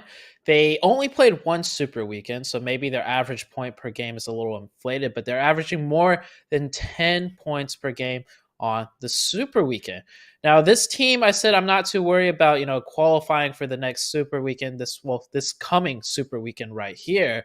But if they don't qualify, because they've only played 1 Super Weekend, that still puts them in a very dangerous position in terms of qualifying for the finals. And as far as the 2 league games that have, happened already, Triple D, they're not looking too comfortable at all. Yeah, Triple D, they're going in on to Erangel here. They got another chance to impress us. In fact, they've got 3 because they're going to be playing the rest of today's games. And I think alongside, as we said just briefly before the break, they're also the Mind Weapon iKURD, another one of these teams who we're really expecting a lot out of. Unlike Triple D in their Super Weekend, they didn't have the greatest of results, averaging only about 4 points per game. And they are required right now to get in onto this Super Weekend. Otherwise, they lie in 18th position and they will not make the finals.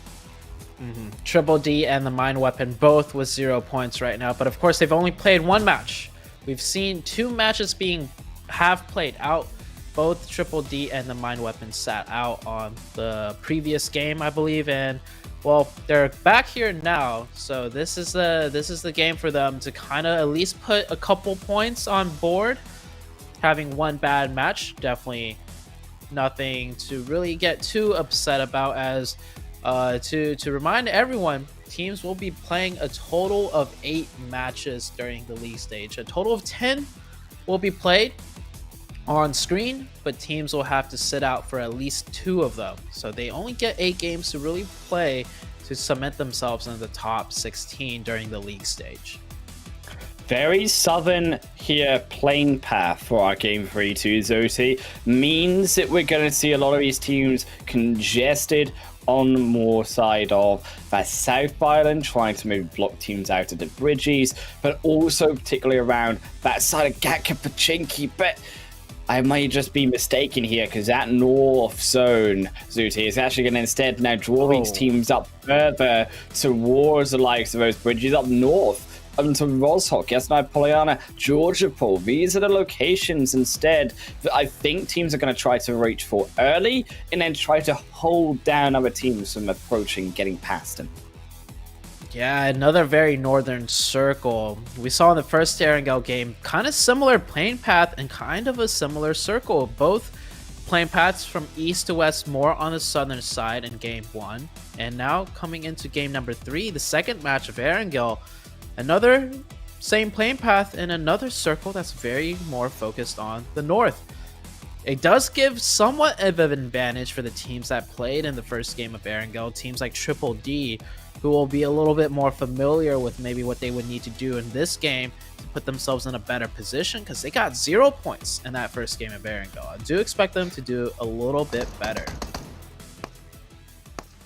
Yeah, doing it, of course. So the first kill of the game is going to be 963. They were able to secure a not going to confirmed elimination onto Falcons as well. Starting off the game, heading to Yasnai Polyana with only 3 Rico and DDD Esports. A close shave there, almost losing Bandar as well. Teams, so as we said, going to make the earlier rotations, and I think we're going to probably see here as well, because these teams are going to be so split between the plane path and also that first phase zone. I'm hoping a slightly quieter first phase, you'd say, much more about the positions based on where these teams are looking to go. Yeah, positioning is going to be huge in this one, even though we're only in the first circle. Usually, first circle of Erangel, positioning doesn't matter all too much, because there's so much different ways to rotate still, and you don't know where the circle's going to shift towards. But particularly for this one, it is very north, and the plane path was very south. So if teams don't rotate or set themselves up, it's going to be a lot more difficult than usual on this game of Erangel to continuously rotate as we head into circle 2, 3, and onwards. Rico Infinity's rotating on north, not so much due to the reason of the circle, but they're just going north to where they usually loot in the area of Severny. Still, Severny looking fairly quiet for now, alongside a lot of these other places on the map as teams do begin to establish themselves. Also, YaLLa rotating towards their south side of Georgeport with KURD12 do go towards the north side, and there will also be able to avoid a potential fight too. Oh no, it's northern side. We mentioned the bridges, Ute, and not only really was it here Georgeport, they are having these bridges, but just off to the east, so did I say, towards that wizard tower, towards also those hills, a potential here for some of these squads as they finish their looting phase to look to try to camp some of these other these teams, as you say, who haven't established a position, who need then to cross maybe later on, or want to try to get a central circular position in phase 1 and punish them for that. And coupled also by the fact there, to say that you actually have these teams in this region that do like to take that center position in around phase 1, phase 2. Center position in this one will be more important than regular, but we don't see teams making that super early rotation just yet. We are 6 minutes into the game. I would say, like, on the PMGC level of things, I think teams that prioritize early rotations on certain zones, we would see them start rotating around the 6-minute mark. There's 20 seconds left until we hit that 6 minute. And speaking about PMGC level team, this Nigma Galaxy team, well, you only see 2 on their screen in Pachinki, and that's because the other 2 did hit that rotation. So the timing out of that team quite well. Stalwart Esports also hitting the earlier rotation here, but they are going to have to wrap all the way around the eastern side to breach on in. So they're going to be taking a little bit longer to finish that rotation, unlike the side of Nigma Galaxy. But besides Nigma Galaxy and Stalwarts, I think they're the only 2 teams kind of rotating early. So good to see them understanding that with this type of zone, first circle rotation is more crucial than regular.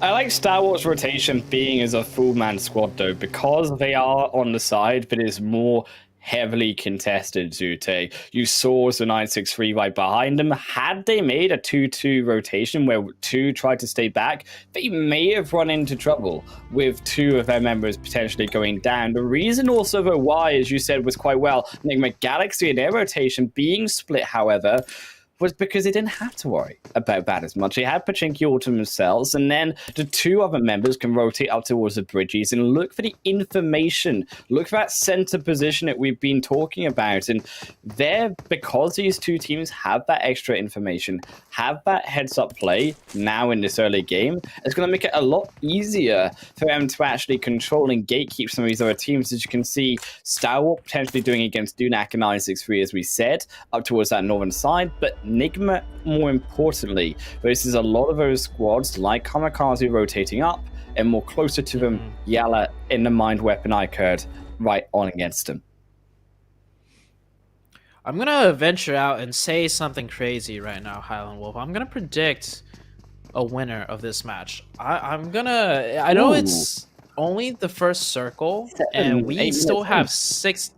Yeah, but I'm remembering a very northern circle in this tournament where Rico Infinity just absolutely crushed it. And now going into the late game of this circle, it could quite literally go anywhere on the map in that gigantic first circle. But a team that works really well from the north down whenever the circle does go more north is the Rico Infinity team. And just gonna throw it out there, chances of this happening are very slim and very extremely low, but in case it does, I think Rico Infinity might get the chicken on this one. Like, gonna have to contact Glitter Explosion, Zute. She's the one with all of the chicken dinner vibes. We knew it from PMGC. That is true. You got a number? I'll send her a screenshot right now of this zone and the team's playing. I'll be like, Glitter, quick, pick a team. Tell me which team's gonna win this match. But I don't know if she's up. It's quite early over here in the States. As wake her up for the IQ of the team that wins this game. I mean, it makes us look smart, you know? Is this second phase gonna be a big one? That's a good one. Do you still That's a think good that one for the Rico can win, Infinity though? side. Yes. Ooh. Yes. This is a good one for the Rico Infinity side. Of course, you know, where it ended was a little bit northwest to the shooting range where I don't even think they got the chicken on that. No, maybe they did. They were at least top 2. I remember it came down to them and another team. They might have not won, but they played so well. So let's see what happens here as Nigma Galaxy, oh man, holding a nice little central split right there on the southwest, but they just lost 2 members back to back, trying to hold too much territory, being pushed in from the south and a team from the north, and now another player from Nigma Galaxy dropping down. But they do manage to take down 2 of KAMIKAZE. No, 3 of the KAMIKAZE players knocked. And that grenade could be the end-all be-all, but it shoots a little bit too deep. Lord with the second one, also flying a bit too far. KAMIKAZE might get a full reset here. Lord down to just 1. I want to see Lord press more aggressive because with one, yeah, they knocked 3 of KAMIKAZE. They know they knocked 3. Lord going in for the hero play right now, getting 1, but he has 2 more that he needs to finish because the revives did come through. He's trying to get around her side, fine, so the reset has been completed. Another one by Aziz and Dar, and it makes it only more difficult for another 1v2. Finds the one, Dar, low health, he's trying to heal, he gets it off, and because of that heal, Lord falls. And because Lord, just a second or 2 sooner, didn't push that second or 2 sooner, he falls down as a result. Now, yes, the My Weapon iKURD were right here all along, and they should also be pushing this against the rest of KAMIKAZE, which they are not doing, but it would have still been 4 kills over as a result to at least Nigma Galaxy and saved him at least 1 extra position.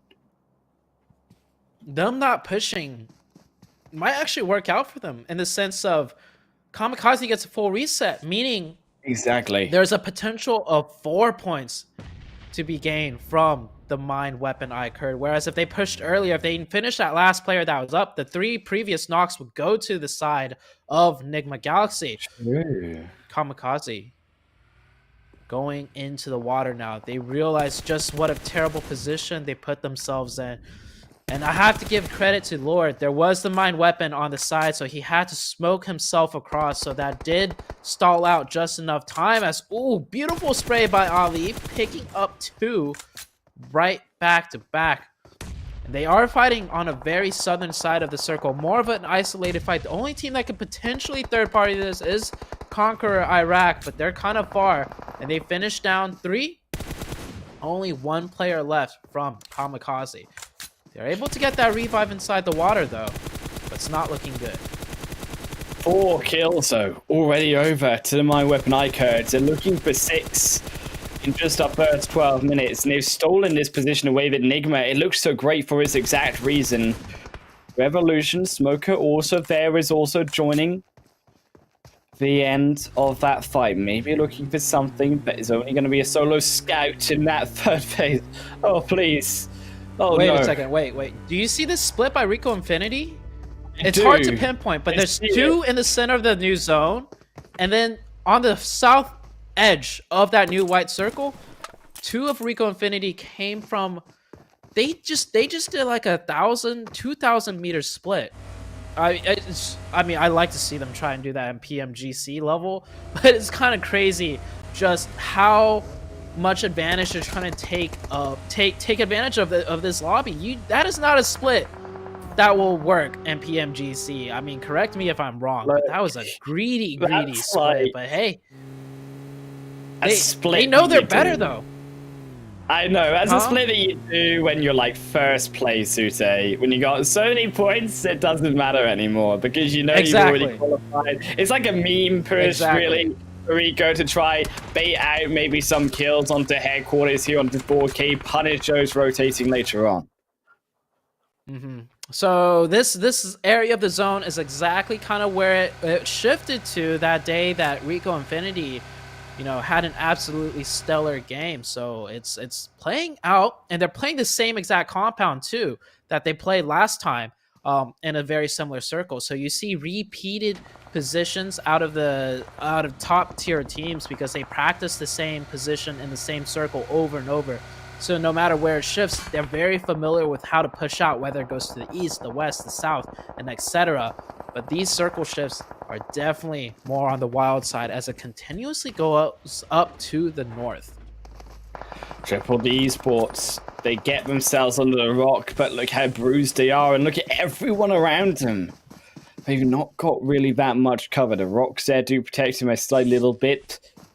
It's Kurd 12 right against them. Also did just lose 1, bringing them also down to 3. The zone having closed in, now everyone's against it. I'm expecting a lot of these to drop. You can see the kill feed beginning as well against Revolution down on that south side, but it's still DDD on our screens in the trouble of Kurd 12. As you can see, the vehicle also going to be blowing up, and now a nade chucked in onto the middle of that smoke.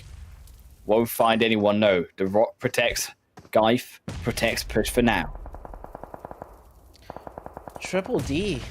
This position, I understand they're here because it's dead center of circle, and there's not much, you know, just strong positions to play in this area of the map. Maybe it was all taken. This is a very precarious spot. They can try and keep their heads down low here, which is exactly what they're doing to just weather out the storm. But this isn't the DDD that I'm used to seeing. They're a bit more controlling and dominating in that last super weekend as we do head into the new circle shift. And of course, it just goes right on to the Rico Infinity team. My prediction, looking better and better as the zones continue to shift. The only problem is I hope a team doesn't full send Rico Infinity and damage them just enough for a third team to third party both. But Rico Infinity have 4 up in a very strong compound in the center of zone. So all on Rico to try to defend it, though. You can see that zone went very high up north. In Zute, all of these teams still to pressure down. Now for Rico, hoping for these outside teams take out each other, thin for her, just slightly forward, as you say, to avoid those third parties potentially against him. KURD 12, another falling down as they cannot catch the break. They tried to push onto Triple D. They lost one through from Revolution rotating in, and the second one now confirmed away. The mine weapon as well, losing another 2 Falcons. Oh, beautiful shots by KONQUEROR. That's a very long-range shot. Are they going to push off that, though? I don't think so, because that Stalwart's position is not in zone. But if they do take that position, they could use that spot as a jumping point. But YaLLa thinking differently, stopping KONQUEROR from getting that easy push that they want to. And on the eastern side of the zone, Headquarters coming into play here. 2 of their players knocked. They could get the reset, but the zone is slowly closing, so they have to finish this fight quickly. And it's actually a fight against 2 different teams, 963 and RTG here. Similar colors, but it is 2 different teams. And it's Headquarter, the only outsider here, looking bright down yellow, who find, though, the at least 1 kill that they needed. Keeping all of them back alive for now. YaLLa will be revived back up nice and safe into the compound, and it's this compound that here Headquarters hold that is why 963, why RTG are rotating this way, because it's one of the very few inside of his zone. But a big knock there onto RTG Esports as they lose the final one inside the ocean. RTG had an extremely good game 1, but this is 2 games in a row where they're kind of struggling. So good for them to get that chicken. But the points are starting to get zeroed out as they have back-to-back terrible games. Headquarters, though, they're looking to pull a good game here as keeping 4 up into the late game. Headquarters in an interesting position as well. It's going to be difficult for them to fight in as Triple D continuing to just try and keep their heads down low, but I talked about them weathering the storm. They've weathered down to just 1 player, and there's still 11 teams left alive. So even if this player goes out now, that is not enough to even gain 2 placement points. And it's because they set themselves in such an unresettable position here earlier on, Zute. There was nowhere for them to go, and it's KURD 12 that established that burnout onto the vehicle that they had. And because there was no vehicle for them to escape from, it put them into such a difficult position to get out of. Revolution, though, now controlling the new circle shift into their center, as Rico Infinity Esports no longer inside the zone, but they're much closer than a lot of these other teams like YaLLa, who still have the furthest of anyone to go. YaLLa, though, 4 players up. They should be able to push on in. Not like the Twisted Minds team.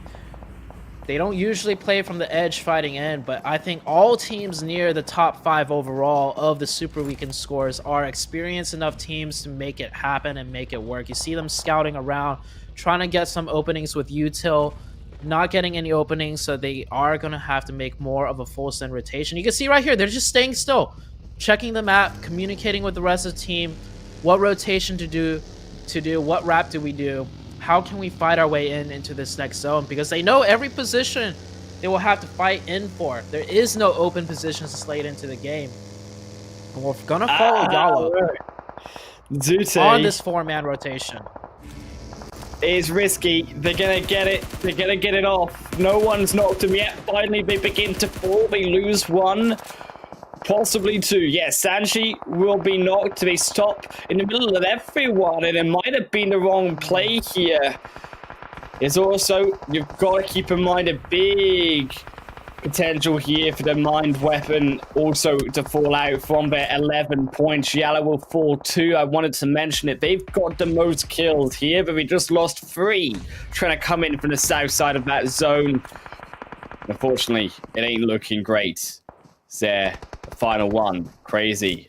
Eyes on target by 963. We'll find him, and the streak of kills ends at 12. The mine weapon, very good game for them. One of the teams that desperately need to qualify. Same with Headquarters. They're still 4 up, Only one elimination to their name, though, but they are in the top 7 at worst. Top 6 now, as Conqueror Iraq also go down.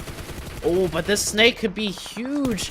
A huge problem for the headquarters team, as they are taking a 4v4 with 963. 963 gets that opening nade.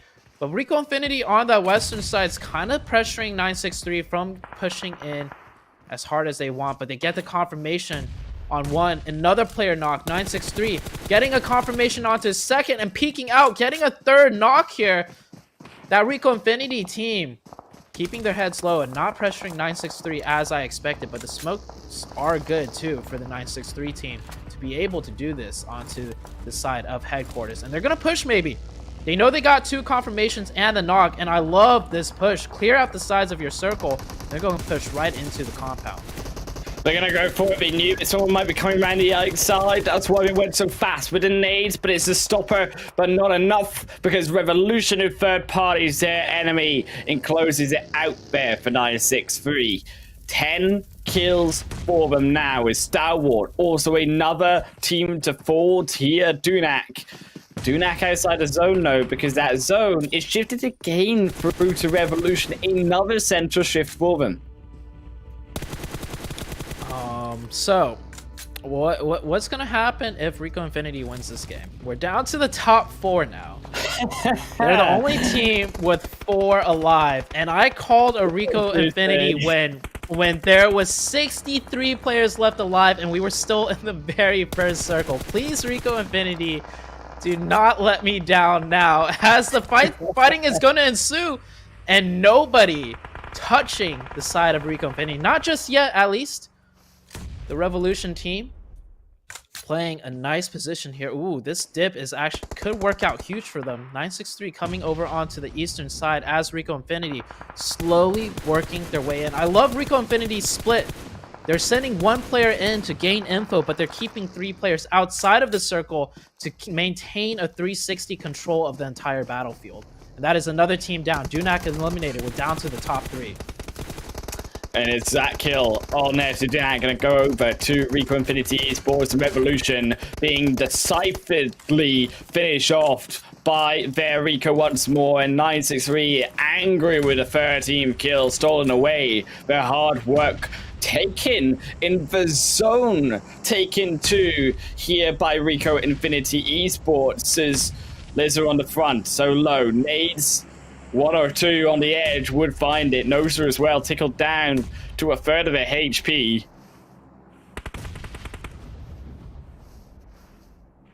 Rico Infinity, they have the positioning advantage. Everything is looking great for the Rico Infinity to win. They have the positioning advantage. They have majority of the zone control. They have 4 up against the 3 of 963.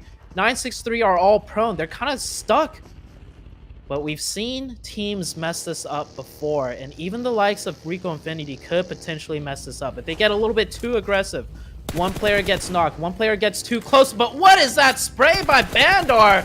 Just lasering, locked on. Maybe he saw him a little bit better with that TPP advantage from the top of the vehicle, and they're going in for the full send push, just absolutely demolishing that team. And I don't need to hit up Glitter Explosion. I don't even think Glitter Explosion has predicted a win as solidly as that. I said this Rico Infinity team, I saw it once on the northern side of Erangel, how well they play, how familiar they are in that north area. And it's not too big of a surprise. They loot Severny after all, so they're used to, you know, seeing the map play out, or at least understanding the map terrain and knowledge, and they get the win. And my prediction comes true in quite a good fashion. Look, I'll call you Glitter Domus from now on, okay, Zute? Because clearly, or even Zute Domus, because Zute you got Domus. you got the IQ prediction here coming in for our third match. 27 points there for Rico Infinity Esports and a big fat win. But also, it was big kills coming through from 2 other teams in that leaderboard. You can see 96312, but even a Mind Weapon iKURD shooting up with their 5th place position, all thanks to their 11 elimination points too. 11 eliminations out of the mine weapon iKURD. That is good to see. If there's any motivating factor, it's getting your points through not placement points, but through elimination. The mine weapon, very good job for them. 963 also with 12 eliminations, beautifully done. As we look more towards that second half of the leaderboards, Headquarters down there in 8th, not too bad. I mean, they've had 2 games now where they at least put up, a couple of points. But second half, well, Nigma Galaxy on the very bottom, RTG as well with 0 points. RTG, a little bit worried for them as they are that 16th overall team in the Super Weekends. They had 1 chicken so far, but now they only have 1 match left to play and only with 20 points or so gained so far. Dangerous. So for them, as you say, they've got to step up. If they don't step up now, concerns for them. KURD12, one of those teams who say that also I feel with you here is going to be the danger zone for them. They are from Group A. They've got one more match, should I say, to get those points on Miramar. Is the momentum starting to fall? Because I feel that weight is shifting to some of our other teams again, like the Mind Weapon, getting those points and shooting them way up into those overall rankings.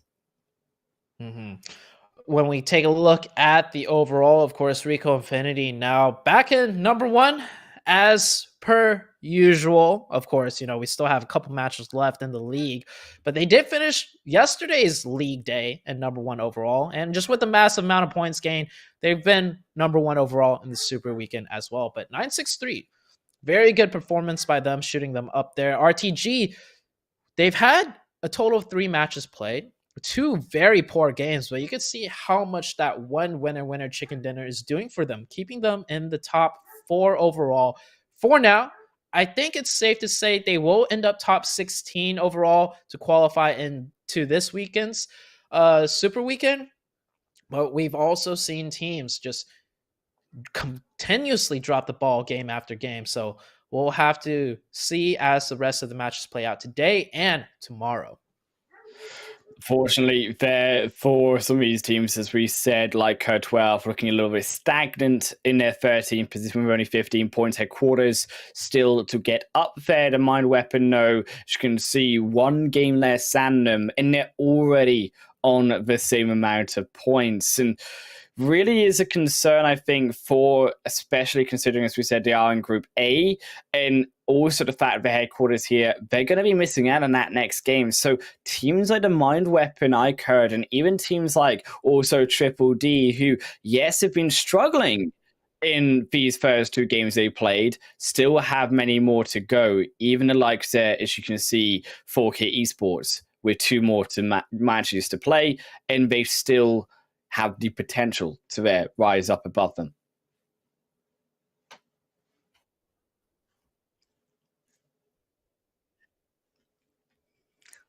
It's good that for the likes of 4K Esports and Triple D, that they only need top 16. So yes, they have gained little to no points after 2 matches, but to break into top 16 is not that hard. And as we take a look at the Opal moments, just the chaos that broke out in this first game, of course, Nigma Galaxy, they were fighting 2 teams at the very start, and Lord, this player, I have seen him do absolutely insane things out of the PMGC stage. Probably my favorite player out of the Nigma Galaxy team, and he almost had that 1v4 clutch.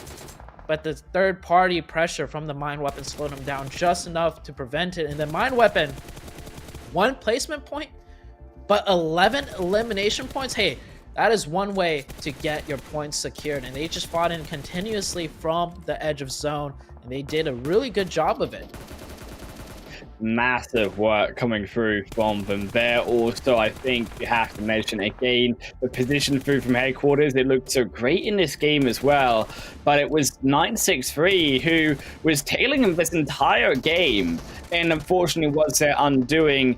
Also, the Mind Weapon, the other team here in the need for those points, had a great match for them, but again, suffering to the hands of 963, who really felt like the Grim Reaper for all of these teams in need to avoid the death zone of that 17th to 20th position if they don't get the points here in the league stage.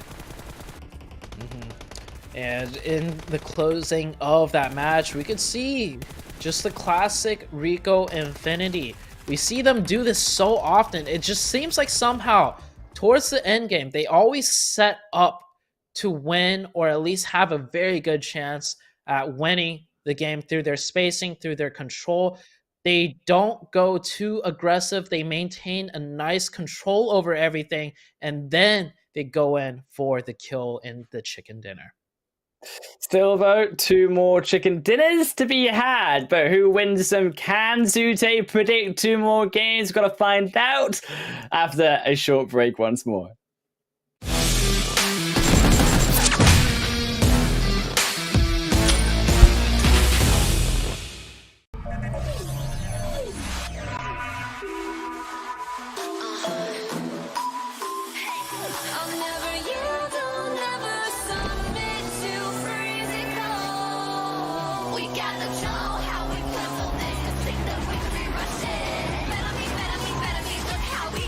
Every time landing in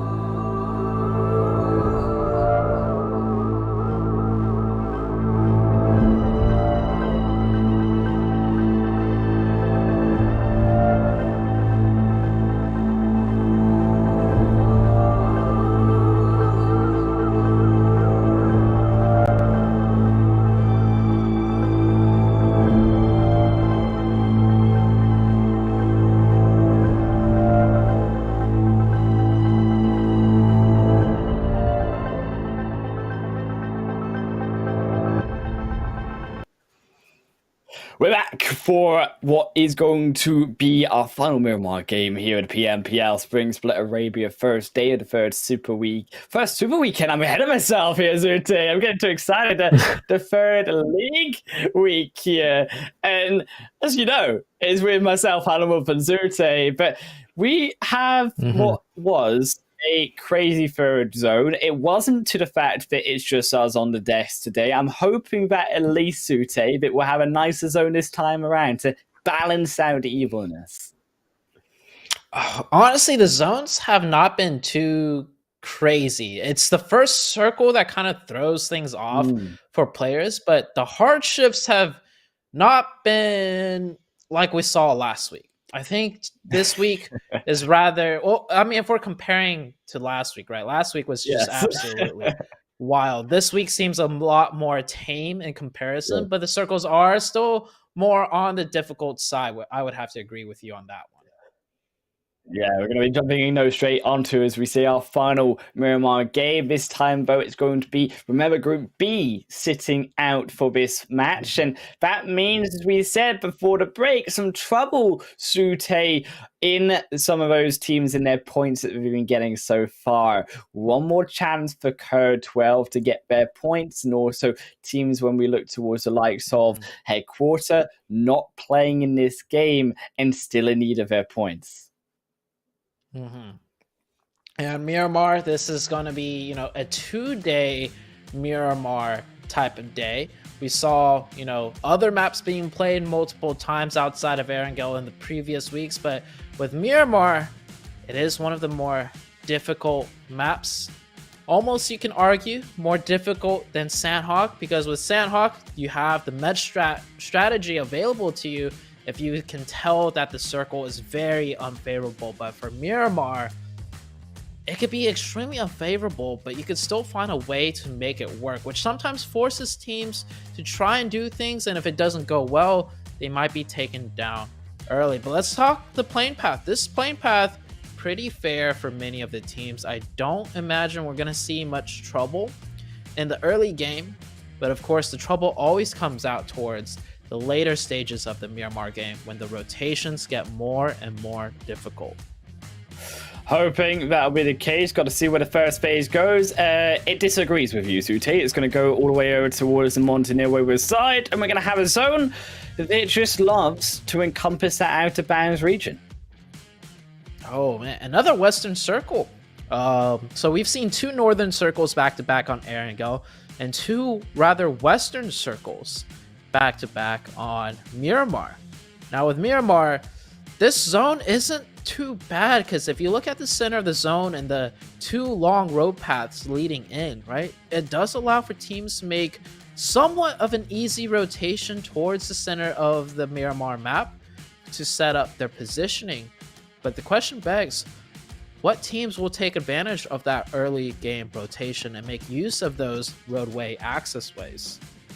Right, and that south road as well, one of those mid roads is fairly open. It's going to be vulnerable, as you said, to those coming in from Picardo's side. But that northern road, Zute, that's the one I'm keeping my eyes on, because we saw Nigma Galaxy just in game 2 get all of their kill points, their elimination points, from utilizing those mountains of teams coming in. Got to see if they'll be able to use the same strategy again, or if teams will try to adapt. As you said, it's a very similar zone to what we're used to. Saif, though, only used to death here for Triple D in the first game, unfortunately, and it's not looking great this one. Is Saif already eliminated? First of all, and KURD, we said they've got one more match to play. They need these points. That's at least one in the bag.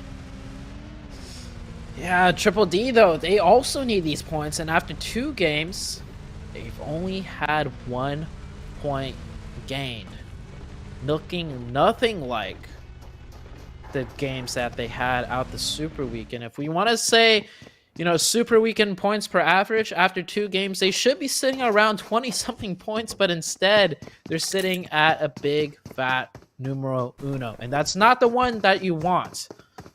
Being number 1 is usually good, but if being number 1 is your total points gained, that is very bad. Triple D looking more and more dire for them. Of course, they do have 3 players still up alive which I would feel more comfortable with if this was like a map like Erangel, because it's quite doable to have a good game with only 3 on Erangel, but with only 3 on Miramar, and the circle is hard shifted to the western side, and you're on the furthest east side of the Miramar map, is not a good start, and potentially not going to be a good game for them either.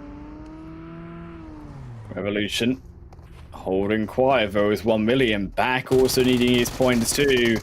Trying to find a spray, but get it licked. Outplays their smoker.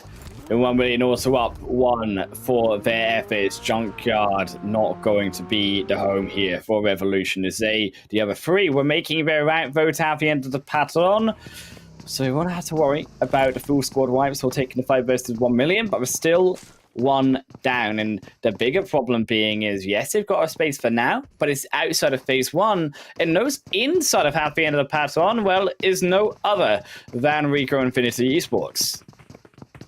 I love what 1 million did there when they picked up that elimination. You could kind of say that the player outplayed them, and he definitely did have a very quick, just flick back onto that player. But you saw before that engagement happened, they were scouting around and driving around as a team. So they had a good idea and the wherewithal that there might be a solo player snaking there. And because they had that idea in their minds, the second that player took shots at him, he was more than ready to kind of flick back, even though he thought it was clear. So that's definitely different than just running into a location completely blind and doing a sick 180 flick. He was ready to potentially do that 180, and with the brain, just basically the mind, more aware and prepared for a potential snake, he managed to clean that one out quite nicely. And even if he got knocked, you saw he had 2 teammates very, very close by to get the trade and prevent the thirst. Speaking about avoiding road fights, I'm really happy with the rotation coming through from Rad. Now, this is how Rad on this northern side, rotating from La Coperia up down to Crater Fields and then into Pot to after, was how they got the points, was how they snuck in onto that zone. And I'm surprised that other teams, do say, aren't also potentially going through a strategy. Maybe Falcons later rotating in, because they did start over in Tierra Blanca, do decide to go for a more quieter, hard northern shift round. But I am still shocked that teams aren't looking to try stop this, or try copy it at least. Yeah, I think teams just are waiting for the next circle shift to determine what to do. Definitely taking advantage of that north around Rappin to wrap in, not just from the north, but from the north into the west side, right? Because we know so many teams will be on the eastern side of the map with the way the circle has shifted or just placed itself on the first circle. So if you could kind of come in from the west side, you'll be in a way less congested area. As I'm looking at the minimap though, the rivals team, or not the rival, sorry, the Revolution team, they are wrapping towards that northwestern side. You see another team falling right behind them on your screen. 4K Esports also on that northeastern side. Maybe they'll wrap a bit more to the northwestern side and mention or take that rotation you were talking about just earlier from the Rod team. They hope so. I hope so. The reason why some of the teams maybe aren't going through so, on the other hand, is that it is around Crater Fields, Sute, and it is an extremely open area. Getting caught on Crater Fields often, if you are your full team, can mean getting pinned inside of the open. If you don't have a vehicle, it's almost impossible to rotate out of. YaLLa, though, elsewhere, in down towards here. Picardo onto Monte Nuevo have found 1-9-6-3. No upsets this time from them. Only tears the hands of YaLLa. YaLLa with that very strong high ground position, which completely deters 963 from even trying to go for the revive. They know if they commit 1 player for the revive and have 2 players supporting, they're essentially putting the entire team in a risky position to be eliminated. So they're going to just let that one go, and it's a wise decision to do so as well. Triple D on that southeastern side in the blue zone, along with NASR. You can see now just where this circle might shift and might determine the rest of the Miramar game be played out. I want to see a Western circle shift here, as it does shift to the west, but could have shifted a bit harder to the west. We've seen zones where the unplayable area of the West Miramar is quite heavily in the second circle, but not this time around. So good for the teams playing. Montoy Neville still just center of the map. Twisted Minds. This is their section. I like the split they're behaving through this second shift here, Zute. They brought Kaido. They brought here also a second up towards the hillside, and it's going to give them that more information, being the center of the map players. And I'm curious, actually, if they do give that up entirely and then move 4 players up towards that hillside and not willing to be inside of the city itself so early on, because there are, as we say, going to be so many teams looking to try take up Montenuevo too. I think for the second circle, they're going to do a similar thing that we saw Nigma Galaxy do in game number 2 of Miramar. They'll just hold a split, and in a city this early on, if you just have one player firing off your weapon, that will deter a team from going to those compounds or those buildings in particular, and they'll just take up another building position elsewhere. And that is exactly what Twisted Minds is doing. They're doing a 2-1-1 split. Of course, Twisted Minds very comfortable with their splits because individually the players are very experienced, as KAMIKAZE running into a nice split on the western side controlled by Nigma Galaxy. They'll take down one. And this is going to be a very isolated engagement because they are so far in the west side. Nigma Galaxy might just continue this fight because they feel comfortable in the 4v3 with little chance of being third party. KAMIKAZE also on that more western side though. More open, looking for the hillside. And I like that actually we've had that third player begin to split off from Montenuevo. You said almost creating the line here for Twisted Minds to stop and deter, you say, teams like KAMIKAZE trying to rotate out from a difficult position, keeping them inside of that difficult space and then creating problems for them later down the line. Not killing them, but creating more and more of a dilemma. The mind weapon also curious here to see in this third league stage, can they get the placement points? Now, we saw them get massive kill points in that third match, Zute. We never saw them really, bar one Erangel game in last week's Super Weekend, get any placement points really at all. I mean, you saw them back towards their first day at the end of that Super Weekend. They only had 4 placement points, and that trend continued where it was their elimination points, their aggression carrying them to where they are today. Yeah, the mind weapon, it's an interesting team. Usually teams that we see struggle are the opposite when it comes to elimination points and placement points. But it's a tough one for the mind weapon. For now, though, all they need to focus on is qualifying one more time, and maybe they could figure things out going into the next Super Weekend as we go into the next circle shift. That is nasty. So from the entire eastern side of that circle, where Twisted Minds is playing, up to where Nigma Galaxy is high ground. And you can't go on that high ground rotating in from east to west. The only real access way is right between where the M is, where the KAMIKAZE team just rotated. So everybody's going to be like stuck on the eastern side of the circle, which is only about 20 to maybe 30% of the zone. And the entirety of the west side is just kind of blocked off and locked off from so many teams. Yeah, right as well. Desha, the only one up towards that northern side. I could argue there is also some form of a dip there in terms of the terrain that Rad can hide behind. The only problem being, well, there's 4 members of Falcons up behind Desha, and the rest of the Rad, they're not quite there into the point the Falcons are. So it's all about surviving there on the northern end too. And it's going to be that trend continued, I think, for all of these 16 teams, Zute. That felt like it was going to be a normal game here in Miramar, and then as Zute Highland fashion, they all got debated in on by the third phase shift. This is a very bad circle for many teams. Nigma Galaxy, though, they're chilling. Same with Twisted Minds. You saw that split that they had earlier. They're going to readjust to a 2-2 now as we head into the later stages of the game. But this could be a very big game for Nigma Galaxy because there are teams trying to do that northwestern wrap that you mentioned in the very beginning of the game.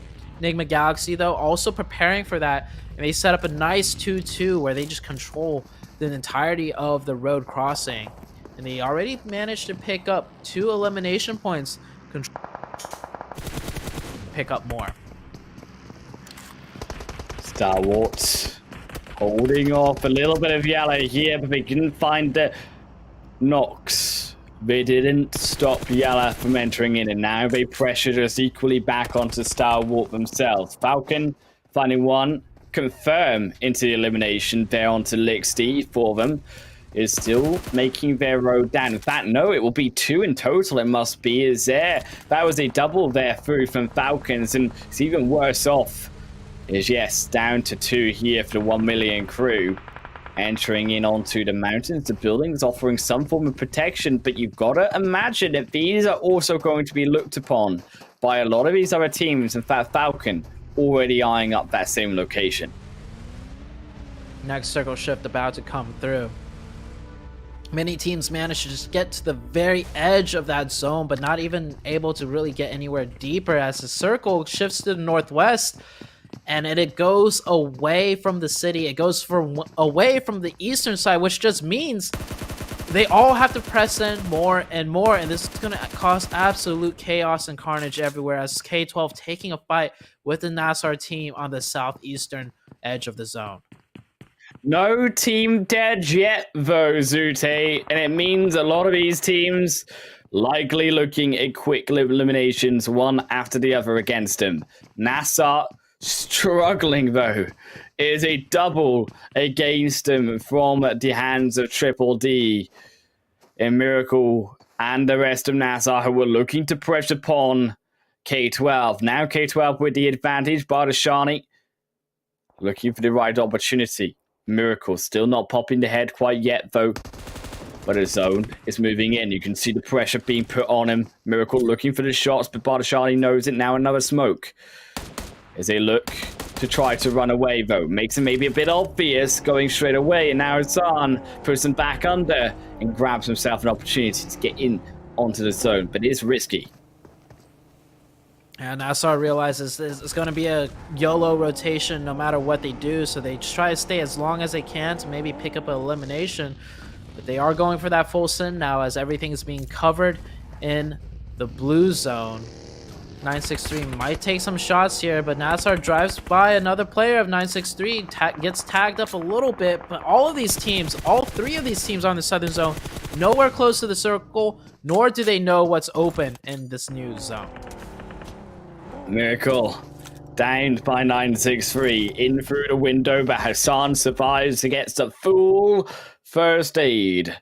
Now Kit back on to his healthy little boy, back up to full HP. Rico Infinity Esports, a brave rotation here, crossing the road. Is no vehicle, but no one there to stop them, and he will live a little bit longer.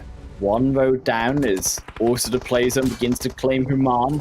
Falcons also going to claim 1 million, even more so, but it's Rico Infinity, as we said, with their dangerous plays punished correctly, is there they fall out in 16. So many teams with only 1 member. Triple D, 1 million NASR just eliminated. YaLLa picking up a total of 5 eliminations now, controlling that northeastern side extremely well. And we're about to head into the next circle shift. And there is 4 teams still with only 1 player left alive. These are the teams that have been heavily punished by the circle shifts, and it shows with just them losing players left and right as they try to mad scramble their way in. 963, next one about to be taken out. 39 players, but still 14 teams, and as you said, 963, they'll trade off each other as Twisted Minds claimed by the blue zone. Let's forget, don't worry about the team numbers. The zone still hurts just as much in phase 4 to phase 5. is the next shift about to come across. Twisted Minds making that mad dash push, as we say. It's their turn to try to run it on into the zone. Vigor's too slow. Needs to be faster in that. Stop to the fight versus the Mind Weapon, but the Mind Weapon, Crazy, just shuts him down. Oh man, Twisted Minds just completely fell apart. We saw they had 4 and they were trying to control that southeastern side, but they weren't aware of the different angles and lines of sight they had, and 2 players go down, 3 players go down, and Twisted Minds looking like they could keep 4 up with a nice split to being eliminated just like that with only 1 elimination point to their name. Unfortunately, the Mind Weapon, they do lose out on their 3rd kill. Geif did die to the play zone 2 on that last tick. Claims it away from them. Because now we'll have to search further in for that position. But where do you go, Zute? In a zone like this, it's shifted so far onto that roadside. They've got the hilltop. They can rotate up to that mountainside, but even then, only now 2 players to try control that entire zone of all of them coming in. But Stalwart, they're still at least thinning themselves between YaLLa Esports. Ragnar, finally, the 1 bullet will land to stop him. As it look, cancels a revive, tries to go, finds 1. Ragnar now executing, and Stalwart back in for another 10 seconds onto the shed. But do they have enough time? The blue zone is coming, and Sanji and Powerful, they've got them. It's ticking down. They'll just dive to the blue to help there, YaLLa, and they'd mistimed themselves and mistimed that rotation. I like the cancel of the revive to confirm the point. They know they're in a tough spot to go for the confirmation of the point, as the Falcons trying to confirm their points, taking a fight with Revolution, a 3v1 situation, and they do get the cleanup there. Falcons will get that full reset, and they do have the zone right next to them, so they'll be able to keep 4 up. 4K as well, making a very good use of their position in this game, managing to keep 4 players alive. Same with the Mind Weapon, iKURD. Did get traded 1, brings him back up, confirms onto Sanji, the 4th of the game. Powerful, YaLLa heading 7 kills, but still there are 8 teams alive. The points not going to be huge with those amount of kills, with only so many placement points given at this stage. 1 less will bring maybe YaLLa slightly higher, brings it even more as we're down to 6. KURD12 and KAMIKAZE drop down at the same time. 4K Esports maybe haven't even seen Powerful here, who's busy healing. Still has 2 more to go, maybe waiting for the right opportunity. Instead, we'll go back to heal, and 4K, preoccupied with the zone, is inching at their heels. 4K are super aware there is that player behind them. You can see them looking back every now and then. New circle spreads on out, the road cutting right down the middle. Most likely, we're going to have only 2 teams after this circle. Whoever manages to control the east and whoever manages to control the west. Now, the west does have some high ground, but I do believe that high ground is just wide exposed in that new circle, so it'd be very difficult for teams to actually play it. No one really wanting to go. You can only see Falcons trying their best to survive, but everyone's looking down upon them. It looks like it could be the end of that road there for Falcons. Last, the final one to fall. Got a couple more outside the zone, but inside the zone they've dropped Nigma. They've been desperate to try to get that buggy, try to crash on into Rad, but every time they've tried to go forward has been looking at them also. Nigma Galaxy is trying to break into that rod position. We saw that buggy bait with the player covering, but they did not manage to find the opening. Now as the blue zone is closing, time is running short.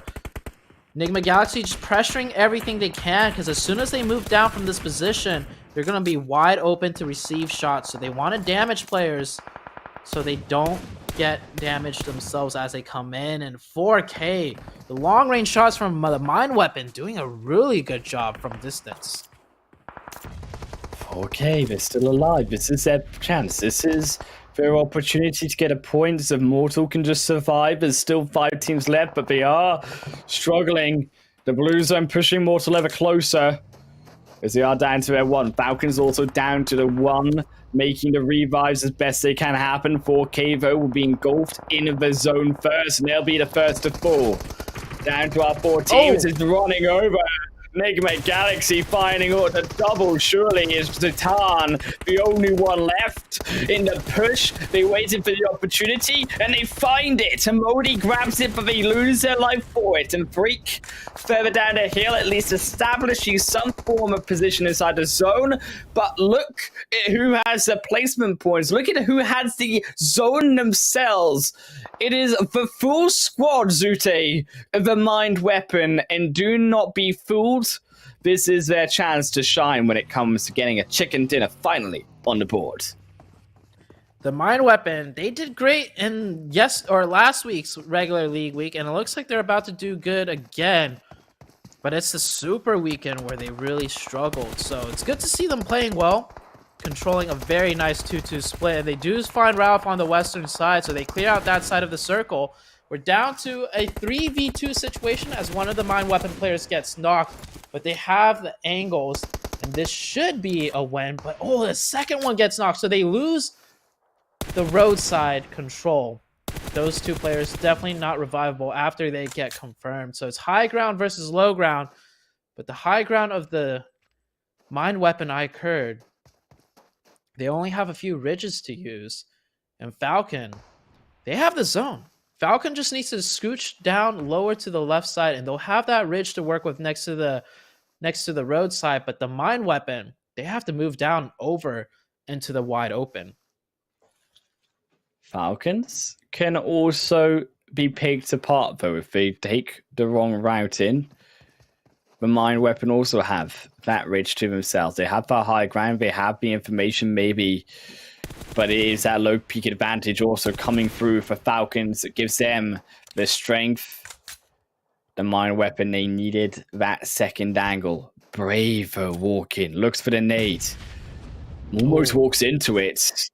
Yusuf, another put down onto him. Dodges this one, but it still takes him lower. Back to healing. Shrod as well on the back end, looking to see if it will be baited out by Ali. Sending the rest of the utility on into them. Shrod moves forward. Tries to find it, but knocked instantly, and this might have just gone all wrong for the mind weapon from a 4v2. The Falcons have played it patient, and that was a 1v2 for them. And Ali is at the end of that blue zone. He's got nowhere to go, and Falcons, they pressure him only further with the molly. And all they have to do is wait. Yes, now Ali has the zone, but so do Falcons. And it's a 1v2, as we say, but neither of them want to go anymore. It's a stalemate. Position-wise, neither player wants to cross over in the road in the open, and they've thrown their utility already, and the utilities did not connect. So it comes down to the circle shift, and it favors the Falcon, and they're already favored with the man advantage in this 2v1, but not with that circle shift. They could just wait for Ali to try and push, and you could hear them honking the horn, and letting Ali know, you got to come over to our side of the road. And the question is, why did Ali cross the road, Highland Wolf? Well, like the chicken, he wanted the dinner, but unfortunately, Yusuf just lands the nade into him and steals it away. It's like taking candy from a baby here from Falcon, stealing the win, but they got the win, and that's what counts for them. And a beautiful positional play coming out of the Falcon squad as a whole. Yeah, the Falcons just played that slow and patient, and they got the win. Of course, the mind weapon, towards the end game, it was a 4v2, and they kind of threw that. But that aggression, that proactiveness is what kind of got them to that end game to begin with. We saw the splits they were doing, controlling that southern side. We saw the amount of eliminations they gained from doing all of that. So I think the problem with the mind weapon, you mentioned their placement points were always very low, is that they just need to change or be able to adapt the pacing when it comes to certain situations, not overextend too much, and just know you have a good position, you have a good advantage, play it down, slow it down to eventually, get the placement points and the chicken dinner. But good games out of both teams, and definitely a very difficult circle to get those points as well. No, they still took them to the win. Falcons 27 for them, but I think with a game like that, the Mind Weapon definitely securing a position close to qualification for that Super Weekend. Nigma Galaxy as well, another good game coming through from them. And this is what I wanted to see through them. And yes, they are a PMGC team and they should be good, but I think the surprise, as we said, was they weren't performing so great. And to see them finally 2 games in a row back with the top points, that's what I'm looking forward to. Yeah, I just hope Nigma Galaxy is continually improving on the weak areas. Like, I feel like that's why they aren't performing as well as expected coming from a PMGC team, because they're literally just doing what they're weak at and they're trying to improve upon it, right? And Triple D on the front page, but not a good performance as far as the front page goes, because they only managed to pick up 4 total points. But it was a tough zone for a lot of these teams. You can see 9 of those teams, 4 or lower, 3 or lower for 8 of them, and KAMIKAZE bring up the rear to Rico Infinity there on the bottom. Only really a concern, I think, for 1 million esports here, Zute. Revolution, you could also add into the mix here of getting in, but they're not as worrisome compared to the overall Super Weekend points as 1 million. They are really the only team here on this page that still need that qualification to qualify. A testament to just how difficult that circle was is that we saw teams like 963, NASR, Rico Infinity, and the Twisted Mind all in that 13th, 14th, 15th, and 16th place position. But earlier today, we saw all 4 of those teams have really good games and pop-off games. So those teams are all very strong. But when it comes to just how difficult a potential Miramar circle is, it did heavily punish them. And looking at the overall rankings, it's actually Team Falcons at the very top of the leaderboard, but they have 1 extra match played over the likes of Rico Infinity, Twisted Minds, the Mind Weapon, and etc. So YaLLa and Team Falcons with 4 matches played, they are done for the day. They will be sitting out on the next game, and that does give way for some of these other teams to overtake their positions. Definitely a lot can change with this one final game here, Zute. I think seeing the Mind Weapon iKURD go up here is really music to all of their fans' ears, knowing that before this game, there was a lot of concern. Before even game 3, there was a massive amount of concern. But between these 2 previous games, they stepped up and in a big way. And as a result, looking now to qualify if you can just have 1 more game like the previous 2.